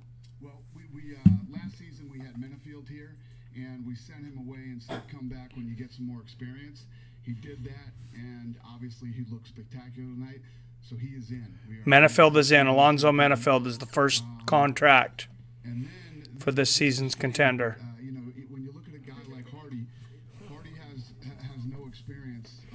Tonight was his first professional fight, and but man, he can punch, and obviously, there's a lot more to that guy. So what we're going to do is we're actually going to bring Hardy in and put him on a this guy needs to get some more experience, and we'll figure out how to do that. We've done this before, and that's it. He just said he's going to bring If Hardy is able to go away and get that experience, Greg Hardy in, let him get some more experience. He did not mention Chris Curtis. And he's already with a great team. He's with a great I'm not excited about that decision. Florida. He's in the right place as far as training and learning. Yeah, I might be blowing up Dana's phone tonight. If I had his number, I'd be blowing his phone up right now, Bailey. I might be blowing up his Twitter tonight. what kind of impact do you think he can make on that division? No, I mean if he fights like he's Chris Curtis needs to get in there. great, explosive. I'm guessing Sam Alvey's going to be pushing for him. But Week 2. I'm definitely hoping to get him on the show. Now, what's your message to the guys watching right now that are fighting next week? I wonder how live these guys know. So he just announced all the contracts. I wonder if he let Chris Curtis know if he was getting a contract or not before. I wonder if he even knows if he got a contract or not. He's been transported to the hospital. I imagine they're probably watching. At worst, they're watching this live, same time as us. Alonzo, why don't you step on in here? But like I said, that was an incredible knockout for Chris Curtis. We now have Greg Hardy being trained in the UFC. Alonzo Manifield awarded the big contract. Greg Hardy, they said they're going to bring him along. So that means maybe they're going to throw him in the LFA for a fight or two. This was his pro debut. But 8-second knockout from Alonzo Manifield. I cannot wait to see him in the 205-pound division. I don't know that he's going to walk in a Contender.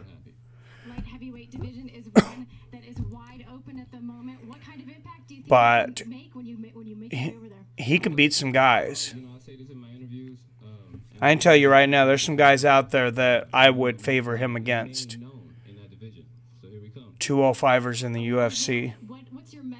Now, he's, of course, I have a feeling Yoel Romero is going to be dominating that division soon. But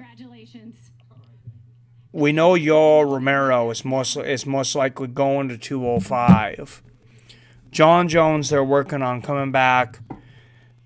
They're saying a definite fight with Brock Lesnar. Dana said he wants to get him in there with Brock Lesnar as quickly as possible. But what about if John Jones wants to come back and get his 205-pound championship? What about John Jones against Yoel Romero? I know John Jones would have a big reach, but Yoel's got some power. He's got great wrestling. He's similar to Daniel Cormier. I'd like to see that fight. He's got a lot more power, though. I don't know. Would you guys like to see Yoel Romero and John Jones? I think that sounds like a super entertaining fight. I said I thought he won the Robert Whittaker fight, but, you know, he really shouldn't be making 185 anymore anyways, especially now with these new evening weigh-ins. I don't know if that's going to help or hurt. It honestly is probably going to help guys stop missing the weight cut, because when they wake up, you know, fighters don't exactly wake up at 4 in the morning every morning. A lot of fighters, I mean, Tito Ortiz used to say he woke up when his body woke him up, and usually it was around 2 or 3 in the afternoon. So if these guys don't eat when they get up on the day of weigh-in, obviously they have that much more time to cut. The problem is if you're on weight already in the morning, and then you got to wait all the way till evening to rehydrate. So I don't know. Do you give the guys a chance that are already on weight to weigh in earlier, and then people that need more time, maybe give them a little more time? I'm not sure if that's the right way to go about it or not.